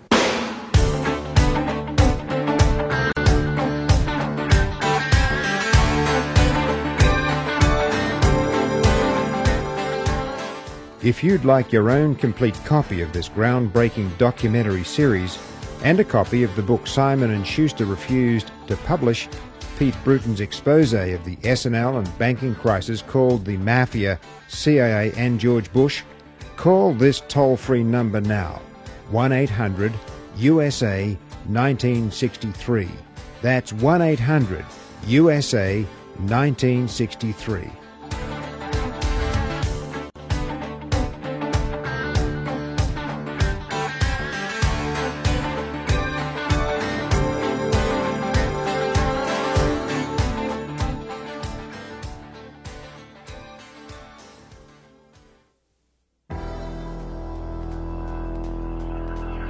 Pete Bruton's series for the Houston Post on CIA involvement in failed S&Ls and how the CIA used the S&L system to launder money that they were sending down to the Contras and sending elsewhere in the world, I think is one of the great journalistic jobs of the last decade. There's been a lot of people who have said that Bruton's stuff was imaginary or exaggerated. I don't think it was exaggerated at all. I think the congressional findings on those stories were a joke. They asked the head of the CIA, did you do anything wrong? And he said no, and they said, thank you very much, you're excused. And I mean, that to me is not a congressional investigation. That's a congressional whitewash. Getting this information to the public is no easy task for Bruton. Bruton's own paper, the Houston Post, refused to run some of his controversial stories, and his former publisher, Simon & Schuster, commissioned him to write the Mafia, the CIA and George Bush, but stonewalled publication before the 1992 elections, sending Bruton scrambling for another publisher. Bruton's problems began in earnest at the Houston Post after he and a partner travelled to Long Island and uncovered relationships between organised crime figures and failed savings and loans. These figures include convicted S&L banking bandit Murray Arenda and Walter Mischer of Mainland Savings. Dennis Bernstein and Susan Burns interviewed Bruton about these issues. But you want to talk about the struggle you had at the Houston Post? Sure. And the struggle began way before Walter Mischer. It began at the initial stories that Greg C. and I wrote for the Houston Post about Mainland Savings and some Mafia involvement in Mainland Savings. I encountered some resistance from the Post attorneys. The Post law firm that they use to read stories for libel considerations is Fulbright and Jaworski, which is one of the major law firms in this country. Jaworski, of course, was the Leon Jaworski, Watergate prosecutor, very famous man. Fulbright Jaworski is a very powerful law firm, and they are the Houston Post lawyers. And the stories that we wrote for Mainland Savings, the lawyers at Fulbright and Jaworski would read those for libel considerations, and they put up some resistance to some of those. One in particular was about one of these New York money brokers that were involved with Mainland Savings. The attorney at Fulbright Jaworski almost killed that story and got most of the details taken out. Now, go back to the beginning when Fulbright Jaworski first read the Misher stories back in the fall of '89. We had a sit-down meeting with the junior associate there at Fulbright Jaworski, and he starts criticizing the stories in very strong language, and not language like he usually uses, a very mild-mannered person. And so, it started ringing bells. It set off alarms with me. I asked him immediately, does Fulbright Jaworski have any conflicts of interest with these stories? Because something else was going on. It wasn't normal behavior, regardless of what the content of the story was. He just did not act that way. And he said not that he knows of, and that they had done work for M-Bank, and M-Bank was, of course, financing a lot of Herman K. Beebe's stuff, but that M-Bank no longer existed and had been taken over by another bank, and so he didn't think they had any conflicts of interest. Well, they did. They had big-time conflicts of interest. And he either did not check on it like he had a duty to check, particularly when I asked him. And if he'd checked, he'd found that they were representing Walter Misher's company in a wrongful death suit. At the same time, they were killing Walter Misher's stories at the Houston Post. They had represented Walter Misher's company previously in a lawsuit, and I found out recently, if you call up Fulbright and Jaworski and you ask to speak to the attorney who handles Walter Misher's interests, you're referred to an attorney in their San Antonio office who coordinates litigation for a Misher company there. So they had conflicts of interest, and they either didn't research it, and if they did, they didn't tell us about it. You must have been pretty angry at this point. I was furious. What was the dialogue? Did you go and bring this to your editors? What happened was when I was told, around New Year's Day, or shortly before that Fulbright Jaworski would not sign off on the stories and that they weren't going to run them, I exploded and I said, I bet this attorney, who was a junior associate at the time, his job is on the line. If he can't stop these stories, he won't make partner at Fulbright Jaworski. Well, after they didn't run the stories, I took a leave of absence to write the book. 6 weeks later, I'm sitting in a restaurant with two of the top editors of the Post, and one of them told me, hey, guess what? This junior associate we're talking about just got made a partner at Fulbright Jaworski. So that's when I started looking in depth at Fulbright Jaworski for conflicts of interest. I found a lot more. Fulbright Jaworski's Washington office represented Palmer National Bank in a securities offering. This is the bank that was started, financed by Herman K. Beebe, tied in with intelligence operations. Spitz Channel, Contras. Right. And here they were, Fulbright Jaworski is representing them. A number of other conflicts of interest I found. Fulbright Jaworski, through the M.D. Anderson Foundation, had laundered money for the CIA. They had been involved in a land deal involving Herman K. Beebe. A number of others. So I took all this information to the Houston Post editors. I thought that they needed to know this, what I'd found out, and I shouldn't just sit on this information. Well, guess what the Houston Post did when I told them about it? Nothing. Apparently they questioned one of the lawyers about it. He gave them some legal mumbo jumbo that turned out not to be accurate, and they were apparently satisfied with that and continue to use Fulbright and Jaworski. And that was one of the reasons I did not go back to the Houston Post. Now, Leon Jaworski was called in after the Saturday Night Massacre, in which Richard Nixon had Archibald Cox fired. Correct. And we remember that Elliot Richardson resigned in protest, refusing to fire Cox. And then there was another one who refused to do it. And then finally it went to Solicitor General Robert Bork, who did fire Archibald Cox. Yes. And Leon Jaworski came in, yes. And there was a real limiting of the investigation.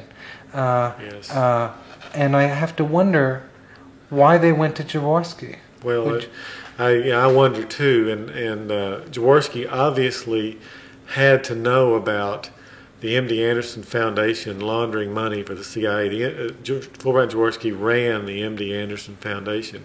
So he was probably involved, without doubt, in laundering money for the CIA, helping them. And I've had people tell me that they believe that Jaworski had other connections to the CIA. In other words, he represented them in legal matters. And so here we have the same old story. Someone tied into the CIA being brought in to head or lead an investigation that touches on the CIA.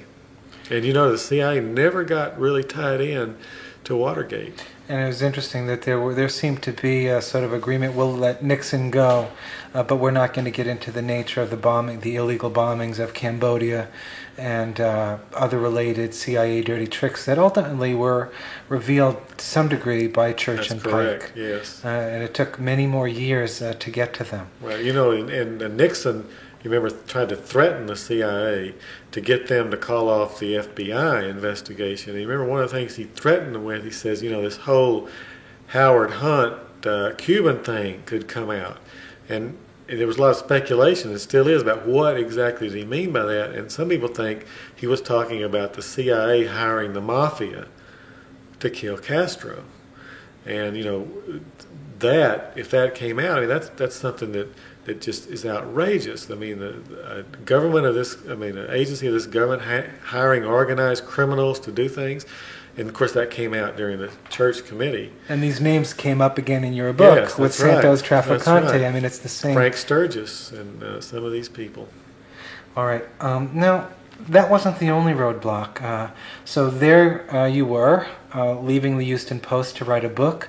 You were called to New York. You were solicited by the president of Simon & Schuster. By the way, this brings us back to Watergate. And part of that story, it's sort of one big story here. And you were called in, I guess they saw some of the articles that were being published in the Post, and they had some interest in you writing a book based on these articles. Yes. The way it happened, you know, I'm not sure if it, you know, you can read anything into it, but one of their editors called me and said his father had told him about some of my stories that had appeared in a California alternative newspaper, and he wondered if I could send them to him. So I did. This was the summer of 1990, and we were right in the middle of the story. I think I'd just written the Palmer National Bank story. And I sent that to him. He got back to me and said he'd shown them to their top people, including Alice Mayhew, who was one of their top editors and had edited All the President's Men by Woodward and Bernstein, and done a number of best-selling books. And they wanted to talk to me, so they flew me up to New York City. We had a very nice visit. And I told them basically what I was doing, and I had not given much thought to writing a book, and they had actually solicited me. I didn't have an agent or anything like that. And the next day, Alice Mayhew called me up and said, we'd like to make you an offer. We'd like to, you know, sign you up on a contract to write a book for us, and we'll pay you $100,000 advance. You know, and my attitude was, you know, where do I sign? I mean, and the main reason was that here was one of the top editors, considered top editors in the country. Also, I must say, going into this, I knew about the corporate background of Simon & Schuster.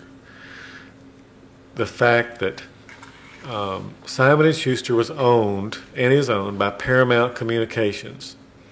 Paramount Communications was the former Gulf and Western, the big conglomerate, that one of the founders was a Houston man named John Duncan. And John Duncan's brother is Charles Duncan, who was the Secretary of Energy, I believe, under Jimmy Carter, and former Associate Secretary of the Defense Department. And these people tie in to the Misher Circle very closely. Okay? They're connected to Jack Trotter, who is Misher's very close associate and involved in lots of investments. And one of the board members of Paramount Communications is Hugh Ledke, who is the chairman of the board of Pennzoil and one of George Bush's closest friends and longtime business associates. They had Zapata Petroleum together back in the 50s. And so I knew this going in. And I thought it would just be really poetic justice for Simon & Schuster to do this book. And it turned out to be too good to be true, because Simon & Schuster eventually refused to publish the book before the election. How did that unfold? I mean, here's a publisher that offers you $100,000 advance. Usually it goes, I imagine you got $50,000 Yes. right away, so you had $50,000 in your pocket. Yes. They had gone $50,000 in the red for this book, plus all the time they spent in terms of editors and working back and forth at that level. So how did you find out they didn't want to publish your book? Well, the book was due, the manuscript was due in the summer of '91, and I sent it in on the deadline date, and about 2 months later, I get a 4-page editing letter from Alice Mayhew saying that, it's great material, it's wonderful, in fact, it's even overwhelming, and we think it needs to be restructured or reorganized because it's too hard to understand the way you've got it structured now, and she suggested a way to organize it that I didn't particularly care for, although I saw a similar way to do it. And so I wrote her back, and I said, well, let me suggest something, an alternative way to do it. And she agreed and wrote me a letter back, wonderful, great. She even said, we think you've proved what you set out to prove in tracing the lineage of the S&L debacle back to the Mafia and the CIA. And she said, but we think you've done it uneconomically, and the way you suggested, we think will do it. Well, I started working on that, and it didn't work. And I had to do another different type of organization I think works better now. And that took another couple of months. And during this time, I'm in contact with one of Alice Mayhew's associates. And by the way, when I was negotiating the contract with Simon & Schuster, I wrote them in writing, and I said to them that this book has to come out before the 1992 presidential election because it's got all this stuff on Bush and on Lloyd Bentsen. And at that time, there was lots of talk about Bentsen being the Democratic nominee. And they agreed to move up their normal lead time of 18 months to 12 months. So the book can be published in the summer of '92. All right. Now, during this time, when I sent them the manuscript, I reminded them this. In the summer of '91, I said, look, as you can see, this book needs to go, and we talked about it needs to go for the presidential election. When I'm doing the restructuring, I contact Alice's assistant, and I'm concerned. I said, I'm concerned that this book be published before the election. I want to make sure we got enough time. And he said, don't worry, we can put it out in 2 months when we get the revised manuscript. He says, no problem. So in February, I submitted the revised manuscript, and I don't hear anything from him, nothing. In the meantime, I've been talking to Steve Pizzo, and he tells me there's this thing called the fall list that publishers have that they're going to publish in the second half of the year. And if you're not on that, you're not going to get published. So I wanted to make sure, and he said publishers are drawing this list up right now. So I wanted to make sure I was on the list, and I called Alice, and I sent her letters and faxes, and I got no response.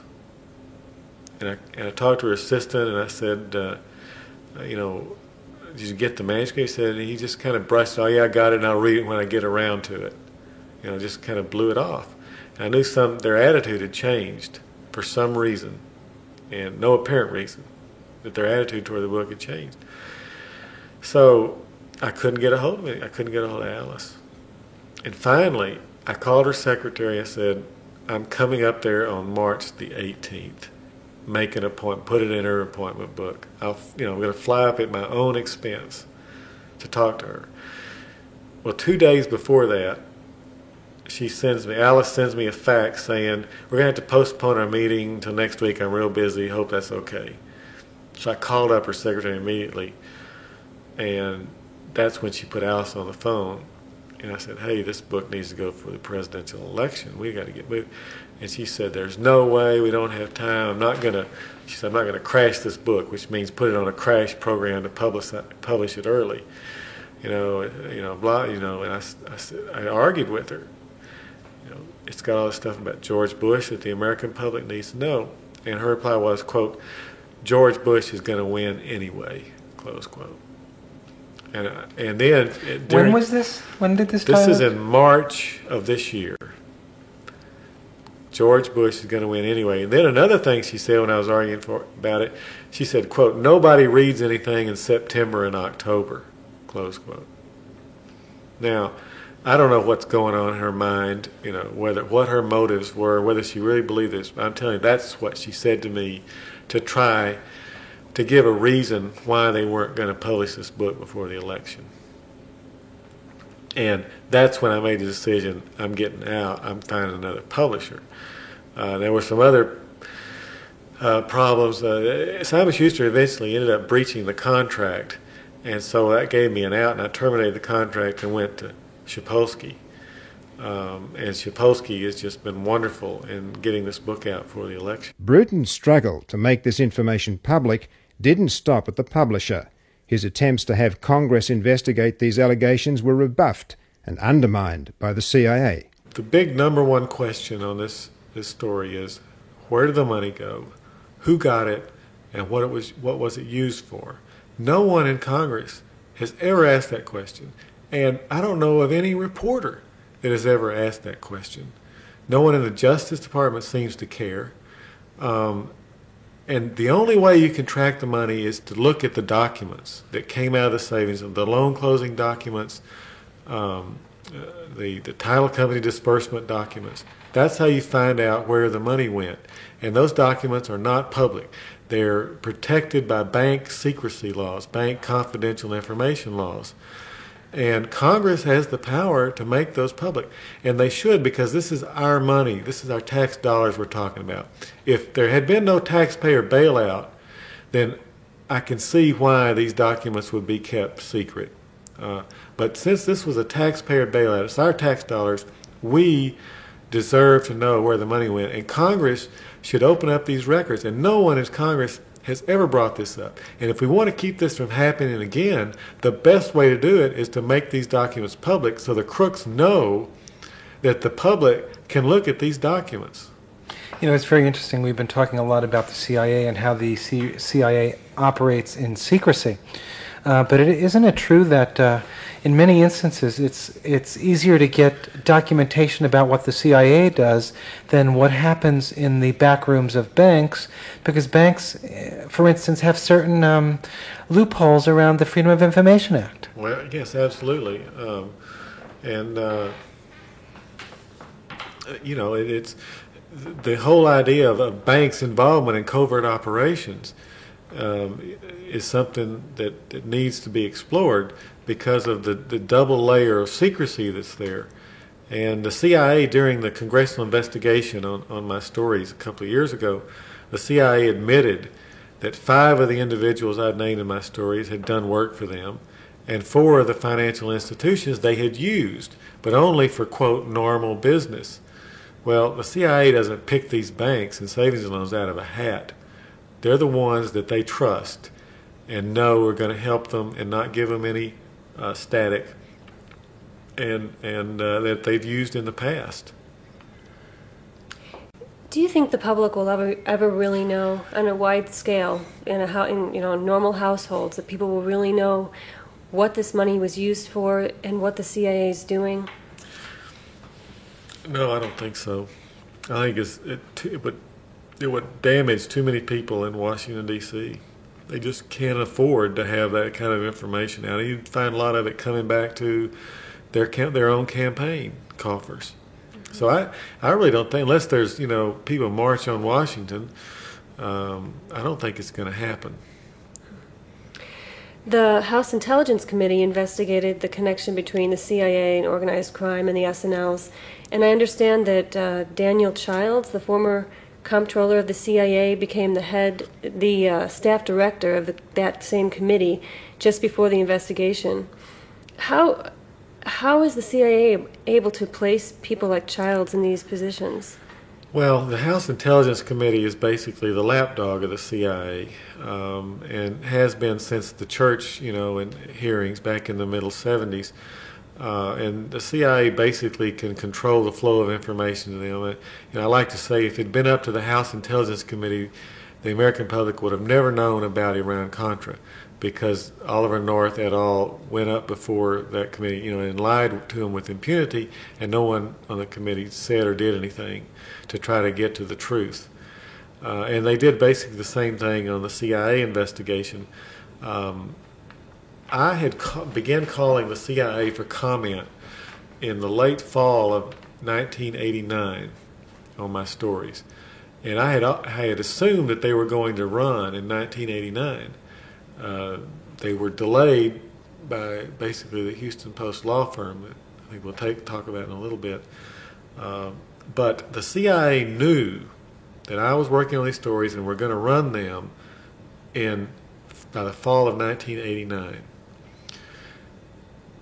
In January 1990, Daniel Childs comes over as being the chief financial officer of the CIA, who testified before the Iran-Contra Committee, who was very close to William Casey, comes over to head the staff of the House Intelligence Committee.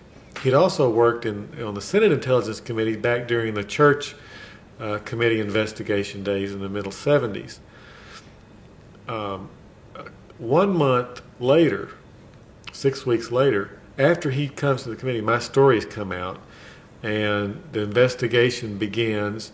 He's basically in charge of it, although he tries to keep a low profile and stay out of the limelight. He's got 3 or 4 attorneys up there that supposedly are doing the investigation. One of them admitted to me they'd never done an investigation like that before. That what they were involved in was, budgetary matters regarding the CIA's budget. Never done an investigation like that before. And Childs can basically manipulate them. They come out and whitewash the whole thing based on, of course, what the CIA tells them. They never did track any of the money. They didn't interview any of the people that I named, I don't believe. I went up there and talked to them, and they just sat there and grimaced at me, and just frowned at me the whole time I was talking to them and telling them who to call and, what to look for. They never tracked any of the money, which was the main thing. Then they come out and say, there's no evidence for any CIA involvement, particularly in connection with any fraud. And even though the CIA says they have these connections to these institutions, individuals, they say it was all on the up and up. And therefore, we shouldn't have a full-blown investigation. All right, they come out with that in the winter of 1990, after my stories had been running all year long. 2 months later, after they finished their investigation, Dan Childs quits the committee, goes back to the CIA as a special assistant to the CIA director. So he's only there for this investigation. I mean, it looks to me like he was specifically brought in for damage control. Could you comment on the Justice Department and how have they pursued these kinds of cases? Well, the Justice Department has gone after the front men and the straw men, and they haven't really put together the big conspiracy investigations that are required. And it's interesting that the people at the Justice Department that were doing this and having great success in the SNL investigations were the organized crime strike forces, because there were mafia involvement and there were these large conspiracies that they were used to dealing with. They were doing quite well. And what happened right in the middle of the SNL debacle and the investigation? The Reagan-Bush administration abolishes the organized crime strike forces. And so they lost all of this, many of these talented the Justice Department. So you're left with the U.S. attorneys in each city having responsibility, and you've got these extremely complicated land deals that you have a hard time explaining to a jury. So what the Justice Department a lot of times do, they try to get these people to cop pleas to falsification of a record. Get them, a 5-year jail sentence or something. They'll do 2 and they're out, and go on, chalk it up and go on to the next one. And they'll do these small little individual investigations, and they're not putting the big picture together. They're not asking who benefited, where did the money go? And so they're getting the front men, the mustaches, the beards, the cutouts, and they're not getting the people who are behind it.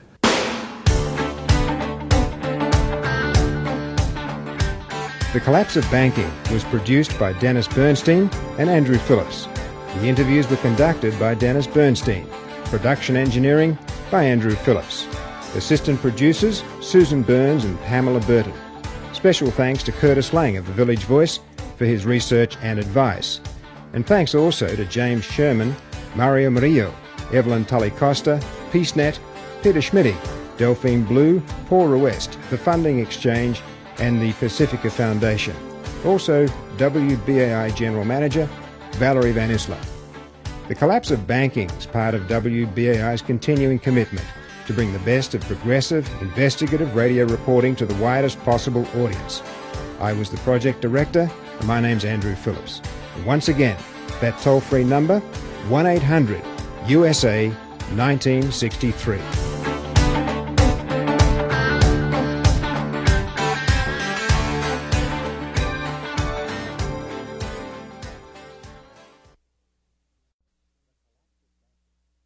The Collapse of Banking with Dennis Bernstein.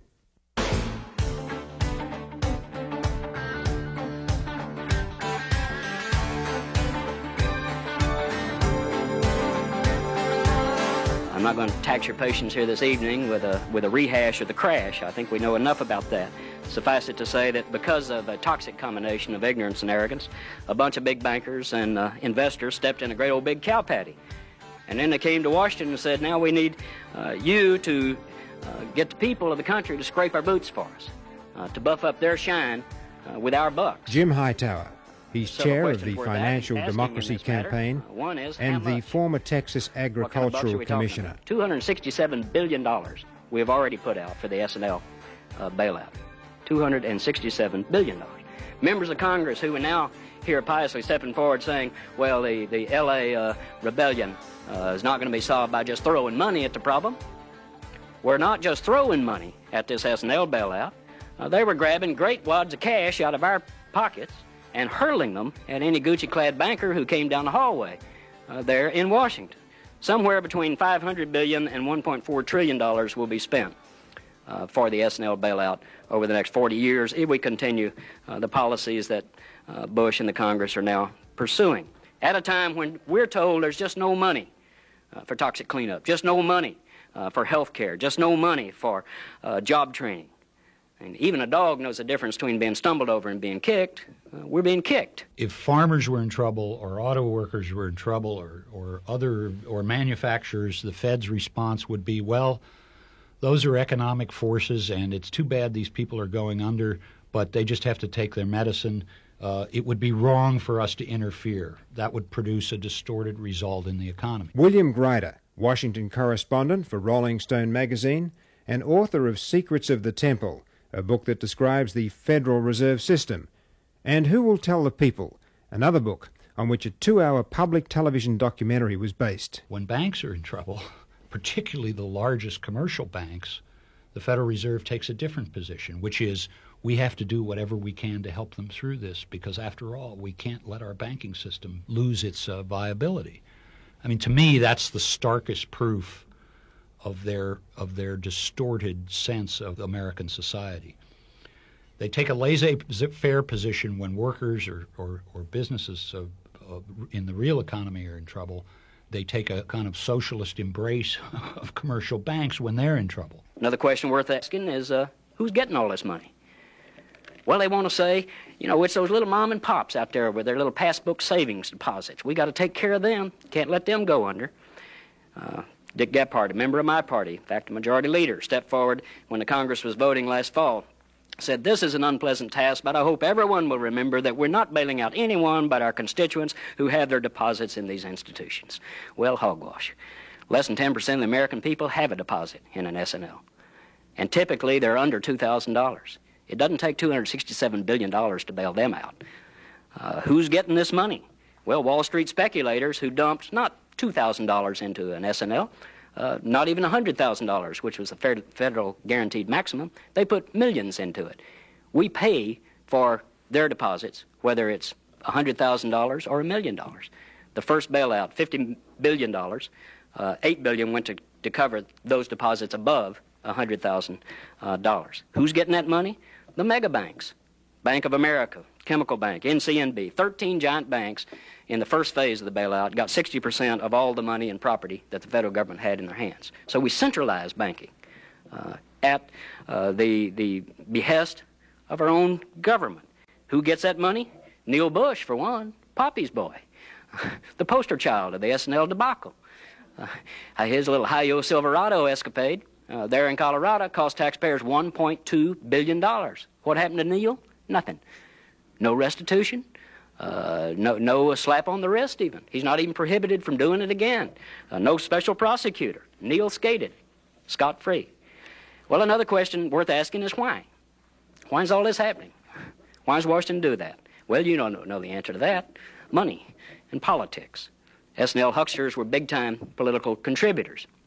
You know, they say you got to look for the smoking gun. Well, not here. You just look for the cigar smoke and follow that into the back rooms there. It's the big cigars that were doing these kind of deals. Charles Keating was one of those. You know him here in California. He stole more than $2 billion from Lincoln Savings Association.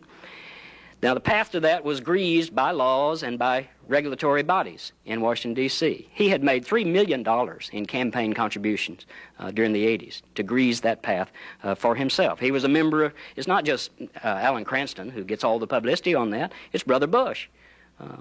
Keating was a member of that Team 100. At the same time that he was trying to stack the S&L regulatory body with people of his own choosing, Keating, he was making $190,000 in contributions to the Bush campaign.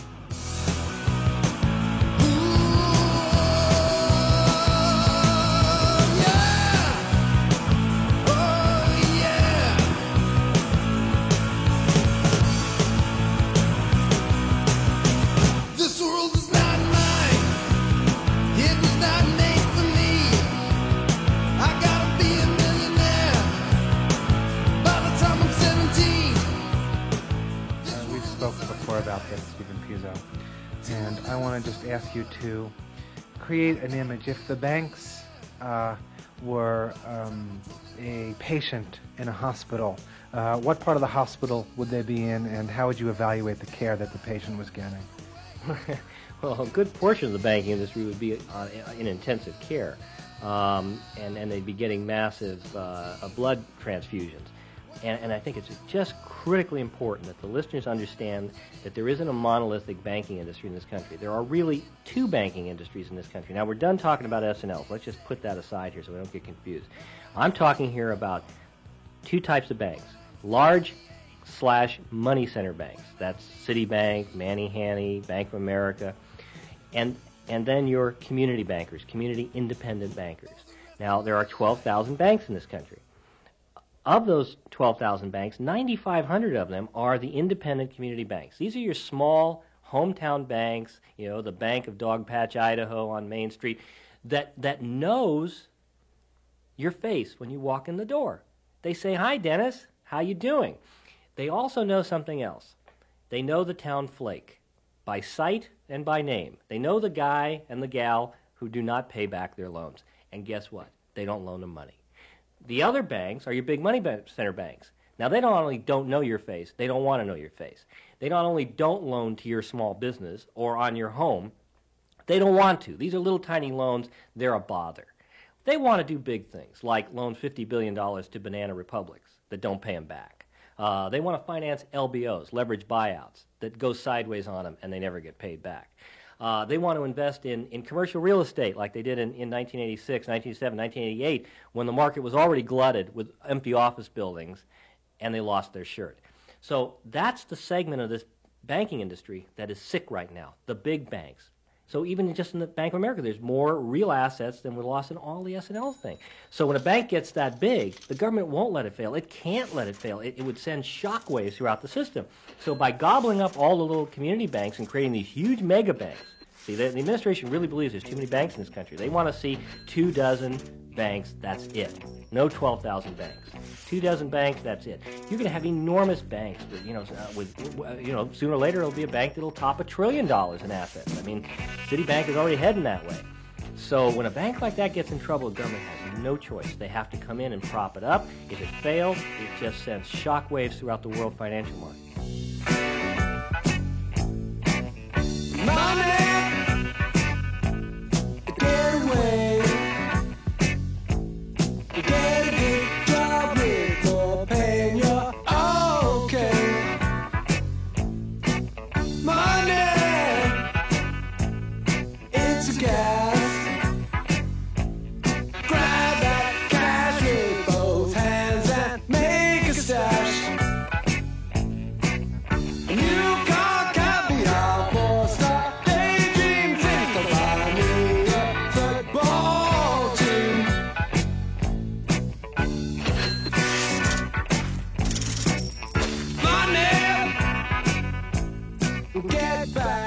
A little while ago, you made a statement that really shook some people up.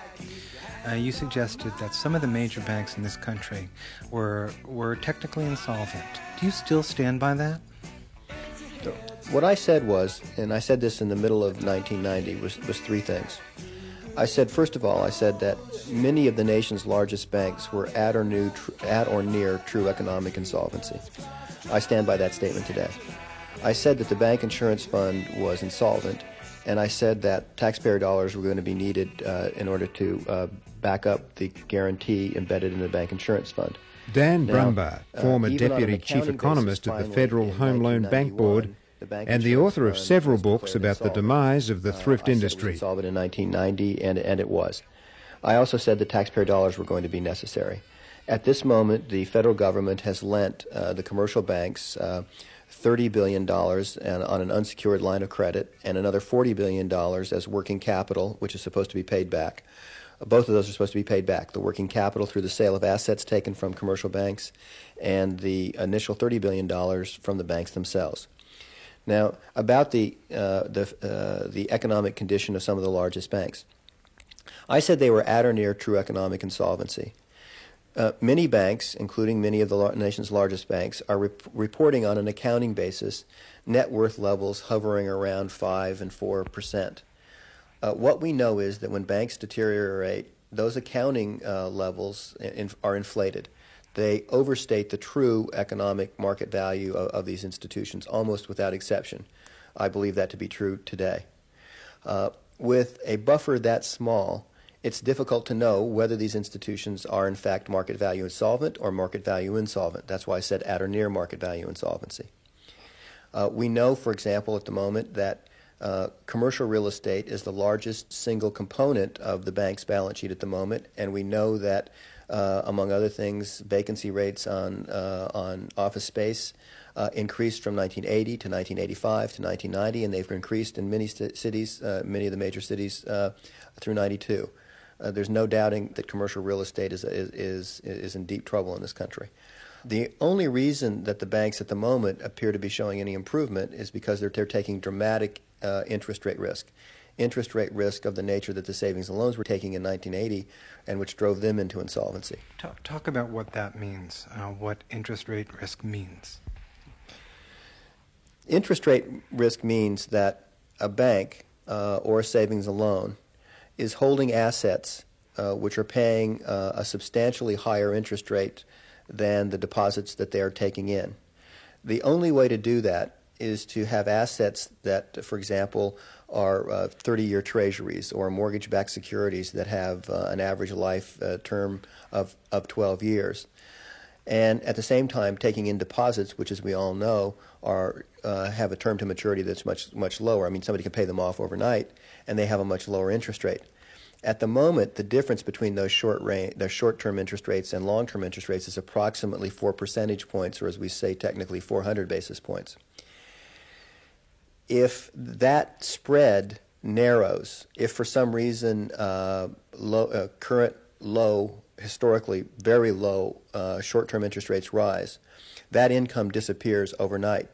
And even more important, the value of the assets that they're holding declines in value because interest rates have risen. these banks and most savings and loans are taking that kind of risk at the moment. For one thing, we know that the income that's being generated and the asset values that are being generated by it are transitory. It will go away at some point. Nobody can predict interest rates. Nobody can say when. Nobody can say how abruptly.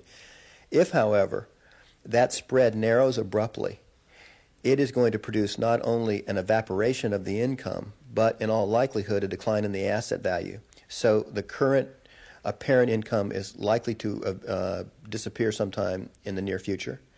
Assets are likely to decline in value, and we're still going to be left with banks that have a very large portfolio of commercial real estate assets that are depressed. So it's a very precarious situation. It's a very dangerous situation. And any American who hears that American banking is just fine, thank you, because of record earnings in the first quarter of 1992, ought to know that they're being misled. Over a period of years, the Fed basically said to the Congress, William Grider, we think the banks should be allowed to do this.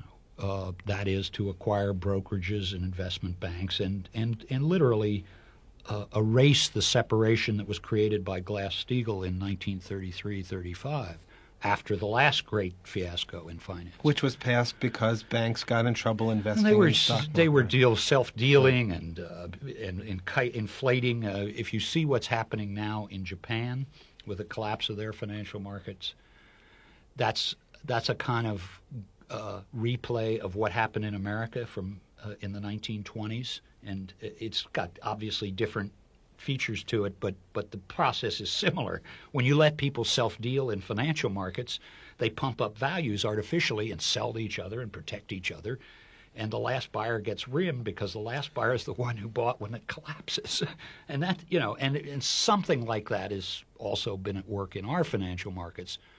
But in any case, the Fed is now saying, along with other conservative interests, we don't need the government in this process. These people are smart. They have computers. They won't make the same mistakes over again. Let them. Got firewalls. We got firewalls. We'll watch them, etc.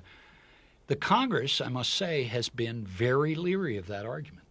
Banks have been trying to sell that to the Congress for 20 years, and they keep each year they get a little closer, but they still haven't crossed over. But now what we see is the Federal Reserve saying, we would like you to legislate this by the regular process of politics, but if you don't, we're going to let them do it anyway. And they are literally, piece by piece, dismantling Glass-Steagall so that a politician can say, with some merit, hey, we might as well give the banks what they want. They've got it anyway. It's now de facto the case. I mean, you saw the same thing happen with nationwide branching. Glass-Steagall also makes it illegal for banks to have branches across the nation, unless there are some exceptions where the states themselves allow it. And now, partly in financial crisis, they have said, well, let's give Citibank this failed S&L in Washington, and let's give Chase Manhattan this bank in Texas, and we'll give Bank of America some banks in the Midwest or where. And what they're doing, of course, is creating a reality that's contrary to the law, but that nobody will be able to undo. And the old principle of keeping credit institutions, banks, and others accountable to local interests and communities is being undone right before our eyes, and essentially the political system will not stop it. To me, the rule of capitalism is that when you lose money, you take your losses, you get your scars on the front of your face, you pick yourself up, and you try to go do something else. The longer the recognition of the losses is delayed, the more debilitating it is to the operation of a market economy. We're still in the middle of that, and the basic problem with the Bush administration in these matters is what Jim Tobin of Yale called, they want to socialize the losses and privatize the gains. Martin Mayer, Wall Street consultant and author of more than 20 books on economics and finance. Banking problems and our real estate situation. We're in the process of denial about a lot of these things. I do not think that the banking situation is going to be as bad as the S&L situation unless we get a further relaxation of what the regulators are doing. And that would be a possibility, I guess, if Bush won, but I don't think he's going to win, so it's not all that urgent. I think Clinton's people will behave somewhat more responsibly in this area, though I don't want to be idealistic about it. There are going to be a lot of the same pressures on the Clinton people that there are on the Bush people. Banks have got a lot of problem real estate on their books. And the Treasury Department, again, to try to get the economy moving, to try to make sure that the administration doesn't get tarnished, is helping the banks get over this thing. But there are a lot of real estate loans that are still to go bad. We still have cities in this country that are nowhere near the bottom of their problem real estate cycles. And two largest cities, Los Angeles and New York, are two examples of that. Both have several years yet of major real estate problems, and those problems come home to roost in banks. Tens of millions of dollars, hundreds of millions of dollars of losses are still lurking out there. Stan Strachan, editor and publisher of National Mortgage News, incorporating the National Thrift News, based in New York City. The banks do not have quite the criminality problem that existed in the S&Ls. Two reasons: the FDIC was better at what it did than the S&L regulators were, and the banks have been around longer and it was not as easy to take them over. But the banks have real earnings problems. The government, however, has been more subtle in dealing with the bank's problems. What has happened this year is the banks have begun earning substantial profits. And if one looks at the numbers and studies where the profits are coming from, it's clear that it's a taxpayer subsidy. Most banks are doing nothing but buying Treasury securities, receiving very high rates on those securities while they pay very, very low rates for their deposits. The Treasury securities probably should be 1 or 2 percentage points lower than where they are. That 1 or 2 percentage points or 200 basis points is a subsidy from the government to the banks to make it appear that the banking business is in no problem, that the public has nothing to worry about, that there's not going to be a taxpayer bailout of the banks. But in fact, by paying them extra on the securities that they sell to them, they already are bailing them out and subsidizing them, and unfortunately making it possible for banks to earn a lot of money without lending money to anybody but the government. And what this does from a taxpayer point of view is makes the deficit more expensive, because the government is funding the deficit by paying a bonus to the banks to buy Treasury securities. And this year, for the first time since the Depression, banks hold more government securities than they do commercial loans. And of course, the way to get the economy moving is to get commercial loan funds out in the economy. There isn't a lot of demand for money, but there's no incentive for the banks to make those loans. So this is another reason why the recession has dragged on as long as it could, and is a major deterrent to economic growth at this point. Somewhere in the book, Preston Martin, who was then vice chairman of the Federal Reserve Board under Paul Volcker, complains, and it's really a lament, the Fed is throwing the savings and loans to the wolves. And what he meant was, and this is in the mid-'80s, what he meant was that relentlessly high interest rate, which the Fed held year after year, long after the recession of the early 80s, was the central engine bankrupting the S&Ls. And it's true, that's not the only reason they were in trouble. They made a lot of bad loans and they did a lot of hustling and so forth, but people want to see this as a few Texas, California crooks who got clever. And yes, there are always Texas, California crooks, but the main engine was the economic conditions of the 1980s, which inflated the cost of credit, and without any regulatory controls over what these institutions could commit themselves to. When you're going down the tubes and you figure, hey, I'm already insolvent, why not roll the dice again? Since the taxpayers are going to pick it up if I lose, and if I win, I won't be insolvent. I mean, that's literally the situation those S&Ls were in. So even reasonably managed ones started making bad rolls of the dice over and over again. And Martin, who was an old S&L man from California, understood this, and he made the argument inside the Fed, meeting after meeting, you've got to relent, you've got to back off these high interest rates, you're going to sink the industry if you don't do this. And the response from Volcker and his other conservative colleagues was, well, that's not our affair. We're managing the economy, and if the S&Ls go down, that's too bad. The other thing I indict the Fed for in that crisis was there were dozens of places inside the government where people understood the reality that was unfolding. And the Federal Reserve was one of them. The FDIC was another. The banking committees in the House and Senate understood it. The Treasury Department understood it. OMB at the White House understood it. And I asked the question, as per the title of my book, who will tell the people? And the answer is no one in authority if it doesn't serve their narrow political interests. Well, Ed If they don't have anything to gain by blowing the whistle on this crisis, why alert the public? You're only making waves for your fellow regulators or for some other political player who will get even with you in some way on some other issue.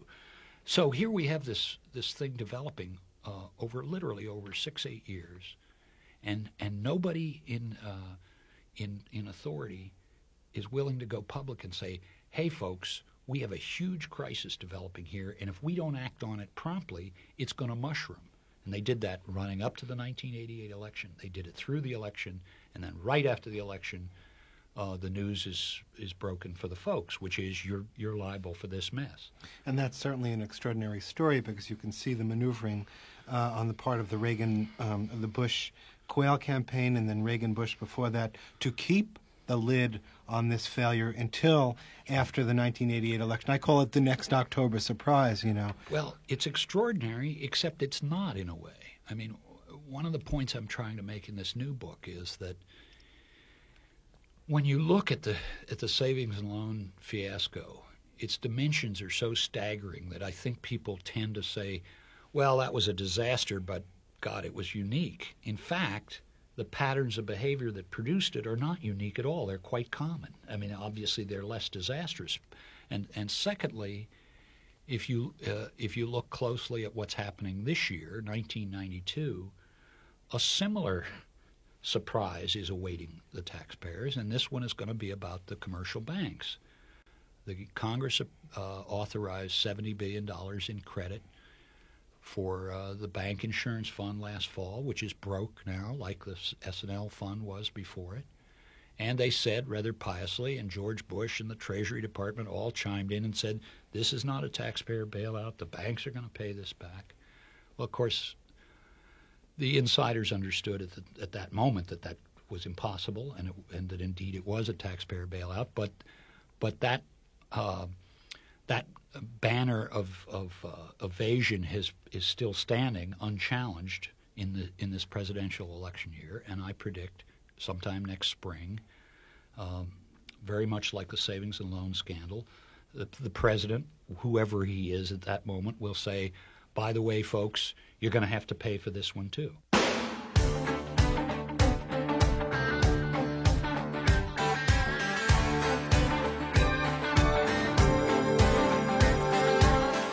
If you'd like your own complete copy of this groundbreaking documentary series and a copy of the book Simon & Schuster refused to publish, Pete Bruton's expose of the S&L and banking crisis called the Mafia, CIA and George Bush, call this toll-free number now, 1-800-USA-1963. That's 1-800-USA-1963.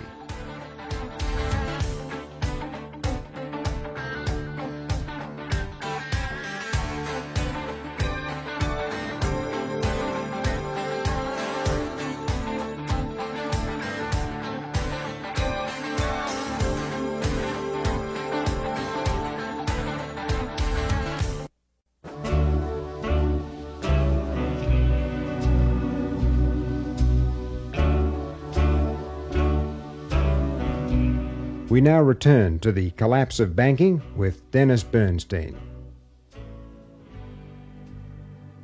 I would point out to you that, as usual, my brethren in the press corps are going to go to hell, not so much for our sins of commission as sins of omission. It is what we do not write about that is the real problem. I frankly think we do a pretty good job of covering the horse race. But what we're not writing about is genuinely terrifying. I would just point out to you what I think are two major ones in terms of the economy, which should be the only story this year. We are due for an interest rate shock in late November that will be staggering.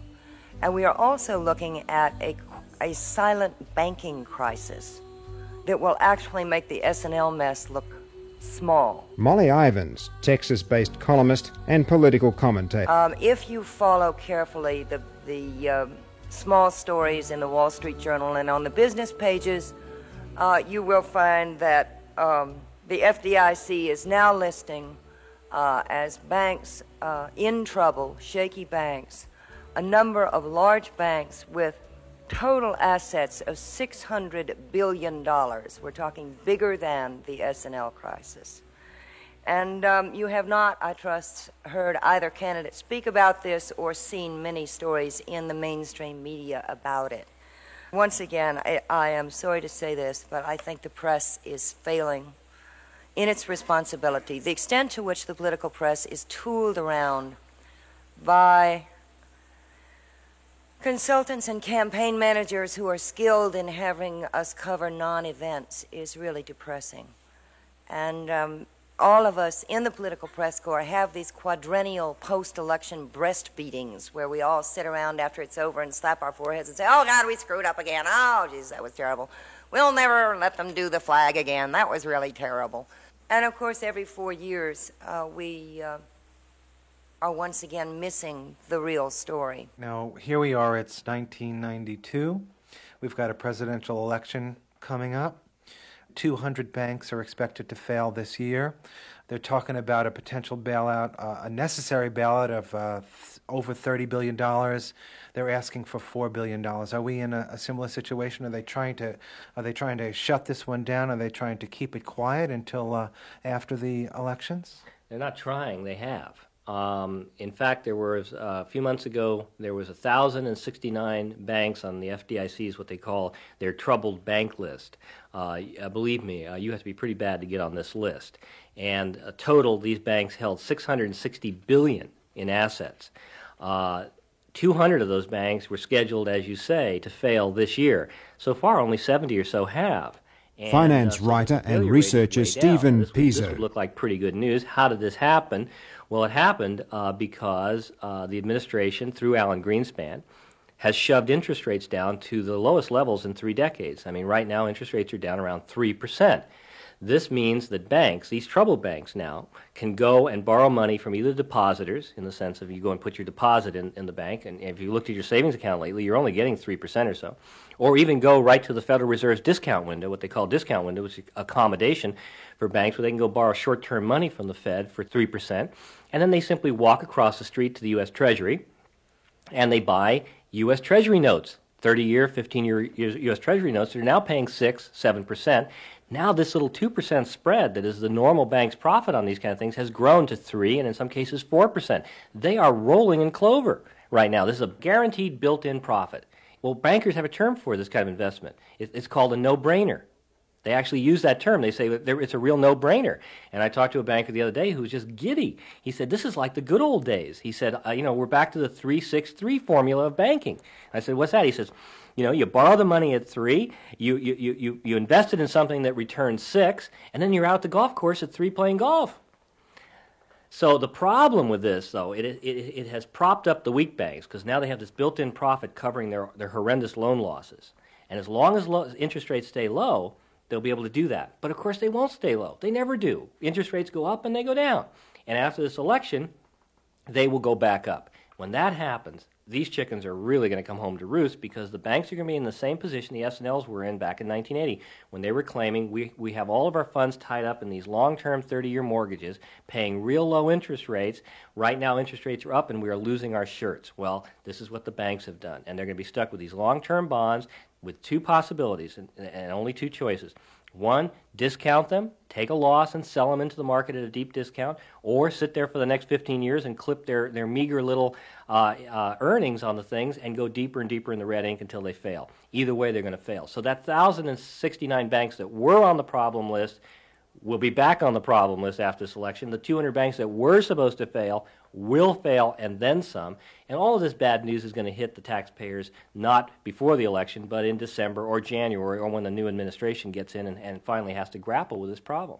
We have already felt the effect of the savings and loan and banking crisis in a very deep way, and in a way in which I think most people do not even fathom. Dan Brumbaugh is former Deputy Chief Economist at the Federal Home Loan Bank Board and author of several books about the demise of the thrift industry. It's ironic that in this sort of nationwide debate that's carried on in the context of the presidential election, it's not discussed. This recession, I think, was, if not primarily caused, certainly significantly caused by the savings and loan and banking crisis interacting with changes in tax policy in the 1980s. And in fact, at a very deep level, I believe that when historians get through with this recession, we're going to understand that deposit insurance created this recession, essentially. By this I mean the following. In 1981, we passed a tax act which gave certain benefits to real estate that had the effect of stimulating demand for real estate. At the same time, commercial banks and savings and loans got in a lot of trouble. The way we tried to help them out is we encouraged them to diversify into commercial real estate. Savings and loans and commercial banks diversified into commercial real estate like gangbusters. That had the effect of shifting the supply curve out for real estate. Then what happened is, almost with no notice whatsoever, the Congress repealed a lot of the benefits for real estate, and in addition eliminated a lot of the passive income associated with real estate in 1986. This had the effect of dramatically reducing the demand for commercial real estate in particular. The net effect of all of that going on simultaneously was to create an enormous excess supply of commercial real estate. And in my opinion, it was the plummeting value of the commercial real estate which reduced the wealth of a lot of individuals, that then led to the dramatic decline in construction spending that began in 1990. And when I say dramatic, I mean we're talking about sucking out of this economy on an annual basis $60 to $70 billion worth of expenditures annually, which has a kind of multiplicative effect when you think it all the way through, out of construction. Now, 1 out of every 8 Americans works in some industry related to construction, if not actually pounding the nails, making the nails, or the glass, or the rubber, or the wood, or mining it, or cutting the timber. And that led to a dramatic decline in income. So what's happening now? There's no doubt that we're in a kind of recovery. And as I said at the beginning of this question, that real estate component is in it through 2 acts of federal government policy, a tax act and the reaction to the commercial bank and savings and loan crisis. So this recession can be traced to bank and savings and loan policy. I salute and congratulate ACORN. Nobody's done a better job in the country than ACORN in terms of forcing the Community Reinvestment Act. You have made the Community Reinvestment Act come alive. Congressman Major Owens represents Brooklyn in New York.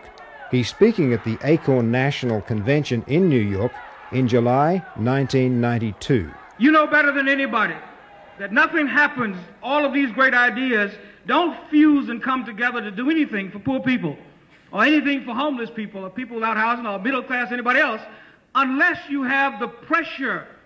You are able to put the pressure on the system. What we have as we go toward the New World Order is a clear situation where the Judeo-Christian tradition of compassion and mercy, don't go looking for that. It's not there anymore. Even in the best of times, the rich will just steal more and more and take more and more unless they have pressure, unless they're challenged. And I'm sad to say, I don't want to be too down-spirited today, but I'm sad to say that also we need hope right across the country when you have a situation where the people who, whether you want to call what happened in Los Angeles an uprising, a rebellion, or a riot, the people who got the attention of the nation and made the nation focus on the problems of the urban areas,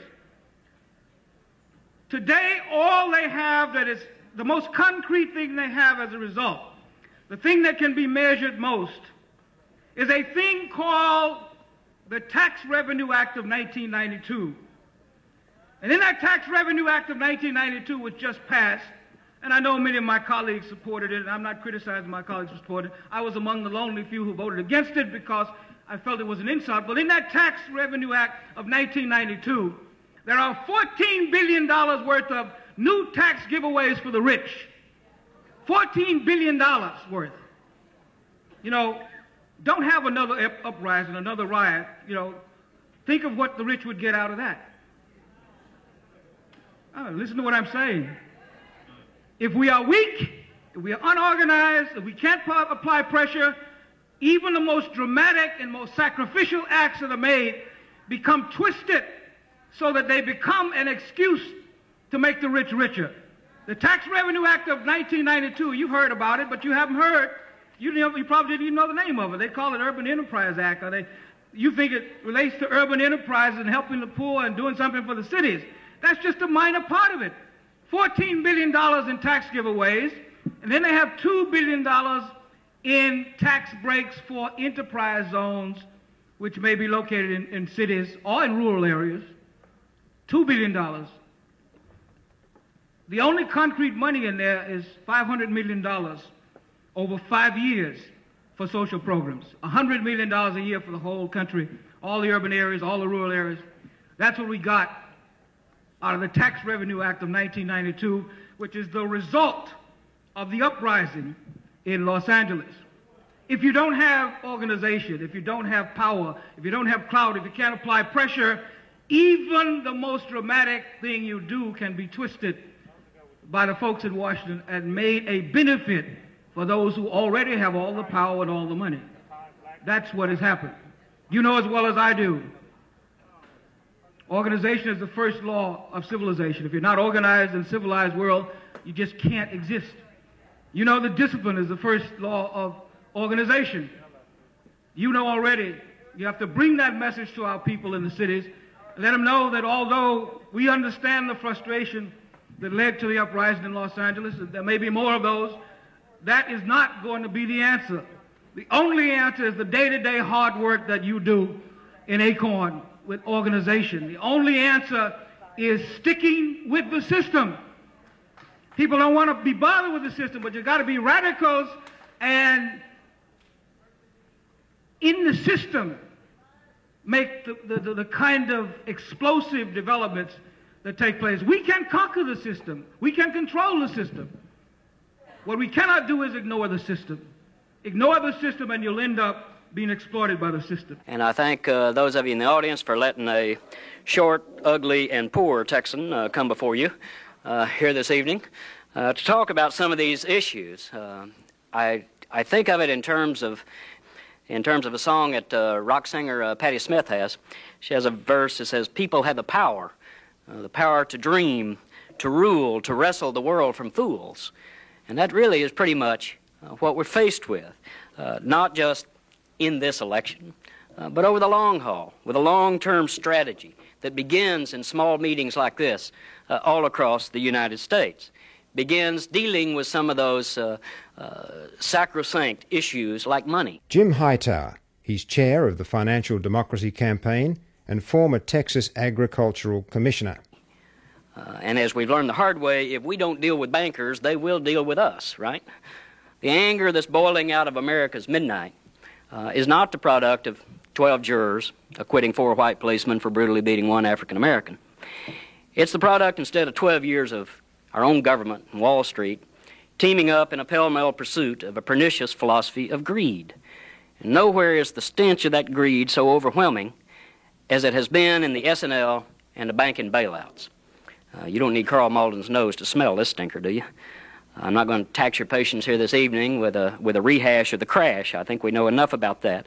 Suffice it to say that because of a toxic combination of ignorance and arrogance, a bunch of big bankers and investors stepped in a great old big cow patty.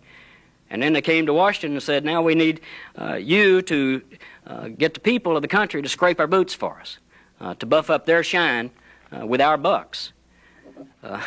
Is that verse in another song? Mercifully, I'm not singing these to you.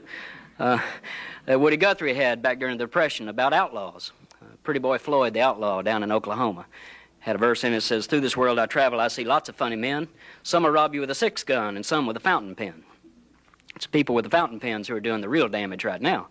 Not the outlaws, the in-laws, inside the laws, twisting them, perverting them to benefit them at our expense. I have a working knowledge of this kind of thievery, not merely because I've been privileged to serve as the chair of the Financial Democracy Campaign. I've learned a lot about this, going to sessions like this around the country, but also because I'm a Texan. And we've had plenty of bank collapse there. Down there, when you get your monthly bank statement, you found that your check cleared, but your bank bounced. It's an interesting phenomena. I am now in my 4th bank in 4 years' time, in fact.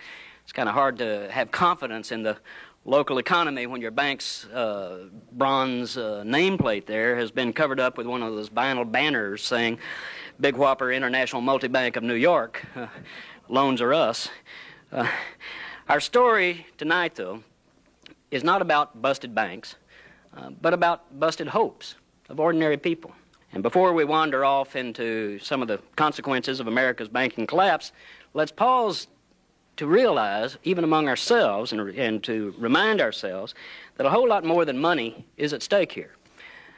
This issue, the control of money, goes to the heart of our nation's democratic values, what it is we stand for as a people, the founding values of our society. Now, squeeze your eyes real shut and cover your ears, because it's pretty radical stuff. Economic fairness, social justice, and equal opportunity for all people. Those are the values that bind us together as a society. Lose those values, you lose the bonding. Here's how crazy I am. I believe that it is the purpose of public policy to implement those values. That every action of government, whether national, state, local, ought to be judged by the degree to which it fosters economic fairness, social justice, and equal opportunity. Benjamin Franklin had that same idea when he talked about America's destiny. He said America's destiny is not power, it's light. Light. Now that's a whole lot brighter beam than anybody in Washington, D.C. is even thinking about.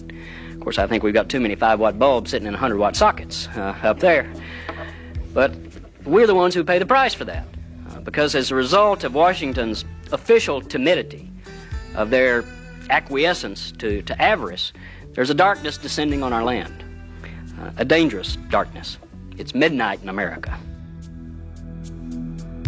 When you look into a child's face and you're seeing the human race, the endless possibilities there, where so much can come true, and you think of the beautiful things a child can do. How long will the child survive? How long? How long? If it was up to you, when you think about the money spent on defense by a government and the weapons of destruction we've built, we're so sure that we need. And you think of the millions and millions that money could feed. How long can you hear someone crying?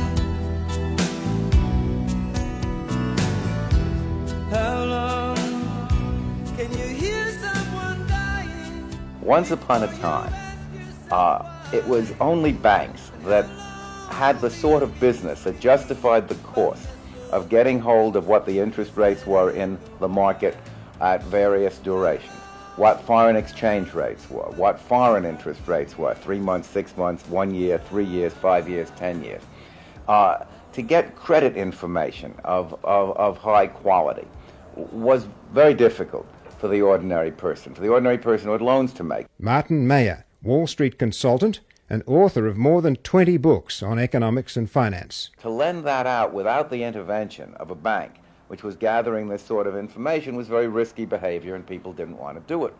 Now you live in a world where you and I can sit at a computer console, push some buttons, and we can have at a PC, and we can have the same information the banks have about interest rates, about foreign exchange rates, and to some degree we can get very good information about creditworthiness from Dun & Bradstreet reports and such things. What made the banks profitable historically was that they were being paid for all this information, which they gathered They could then spread the cost of gathering it over a large number of borrowers. And that was the spread between what the money cost the banks and what the banks got for that money when they lent it was accounted for by the information they had that would be expensive for other people to get. Once you move into a world where the information is cheap, then suddenly you don't need banks. And you get this phenomenon which is called securitization. I helped George Moore, who built Citicorp, write his memoirs. There's a chapter in there about national lending. George was the national lending officer for the National City Bank of New York, now called Citibank, through the 1940s and 50s. And he was lending money to General Motors. He was lending money to General Electric. He set up the Sears credit plan, which ran through National City. He lent money to Westinghouse. He lent money to people who are now in the financial services business themselves. It isn't only that they're not customers of the banks anymore, they're competitors of the banks. General Electric Credit Corporation would be something like the 5th or 6th largest bank in the United States. Operates profitably, incidentally, with much better capital ratios than any of the U.S. banks. And the function of the big banks and lending to the big corporations has been pretty much lost. We still need them badly, where information is hard to get. In other words, if I sit in New York with a bundle of money, which I have to lend for a year or 2 years, I'm planning to build a factory, I have other uses for it later, but I've got it now, I want to find a use for it. I know that I can lend it to General Electric or General Motors and I'm safe. But the whole range of enterprise that is out there, of businesses that do $20, $50, $100 million worth of business a year, getting information on these guys, whether they're well run, whether they know what they're doing, what their future markets are, who their competitors are likely to be, what their cash flow is really. That sort of thing, you need bank lending officers who travel around, and the guy sitting at his desk with the computer can't get it. So we need banks very badly to make loans to small and medium-sized business. And for that, mostly we need small and medium-sized banks. But the whole trend has been the other way. These guys are in long-term trouble to the extent that the government keeps trying to shore up the big banks and keeps trying to make it easier for the big banks to buy up the little guys. We're going to have a much less efficient banking system with the passage of time. I'm actually trying to look at the decay of our political system from the vantage point of not liberal or conservative argument or left-right, Republican, Democratic, but from what some will say is the naive posture of democratic values. We have certain things we believe about democracy and what's happened to those principles. William Grider, Washington correspondent for Rolling Stone magazine and author of Secrets of the Temple, a book that describes the Federal Reserve System, and another book, Who Will Tell the People, on which a 2-hour public television documentary was recently based. The most obvious one is accountability. The people in power are ostensibly accountable to the governed. That's the core of any democratic system. And everybody, of course, knows that that's not the case today. And what I'm trying to do is to go beyond the flim-flam of elections and whether this candidate is a dud or that one is virtuous, and get people to focus their anger on a deeper understanding of what's wrong here, because it really isn't a partisan problem. It really isn't an ideological problem in the narrow sense of the word. I'm afraid it is much deeper than that. In terms of accountability, you can't get that without information. And I don't mean fine print information. I'm talking about big, bold, timely warnings which tell people, here's the reality. Here's what's happening in government. This is what's coming down the road. We are trying to defend you, or we're not. You know, the public is made impotent, not just by closed doors, but by the fact that virtually all of the parties that are in the inside circle have no interest in communicating to the larger public in any meaningful way. And I have to say that includes the media. You know, we've talked about the savings and loan crisis. That's one vivid example. What would have happened in the 1988 presidential election if the general public had one political party or even one presidential candidate standing up saying, do you folks know what's going to happen to you? might have changed things. I can't tell you how it would have changed things, but it would have certainly heightened the interest in the campaign. This year, I think we're seeing it played out again, not just in the commercial banking crisis, but things like the Mexican trade agreement, which is now, as we know, not really going to be brought to the table until after this election, which lets everybody off the hook. The Democrats don't want to face a debate on that much more than the Republicans do, so we will not talk about that subject, even though labor, environmentalists, and lots of communities want to make a debate about it. It will not be a big issue. It'll be settled next year after the election. I think we're going to see, and I can't give you the outlines of this, but this country is, after all, facing an incredible deficit of $400 billion. I think next year, whether it's Bill Clinton or George Bush, I can't speak for Ross Perot, we will see a package on the table dealing with the deficits. People would just as soon not talk about it this year. You see, I'm trying to get people to focus on what they ought to expect from a democracy.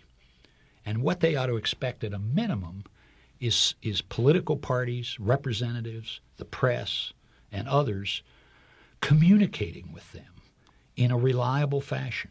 And that means also, of course, listening to them.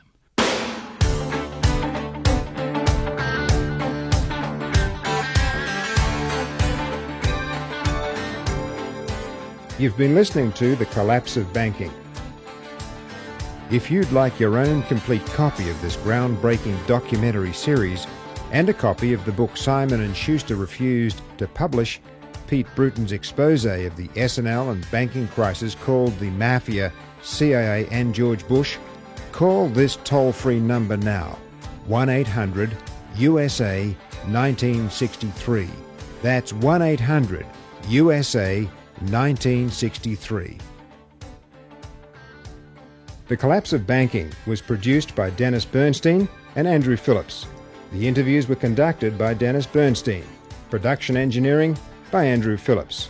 Assistant producers Susan Burns and Pamela Burton. Special thanks to Curtis Lang of The Village Voice for his research and advice.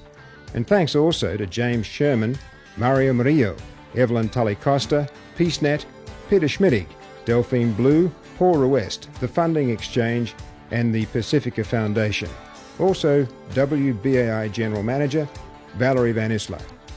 The Collapse of Banking is part of WBAI's continuing commitment to bring the best of progressive, investigative radio reporting to the widest possible audience. I was the project director, and my name's Andrew Phillips. And once again, that toll-free number, 1-800-USA-1963.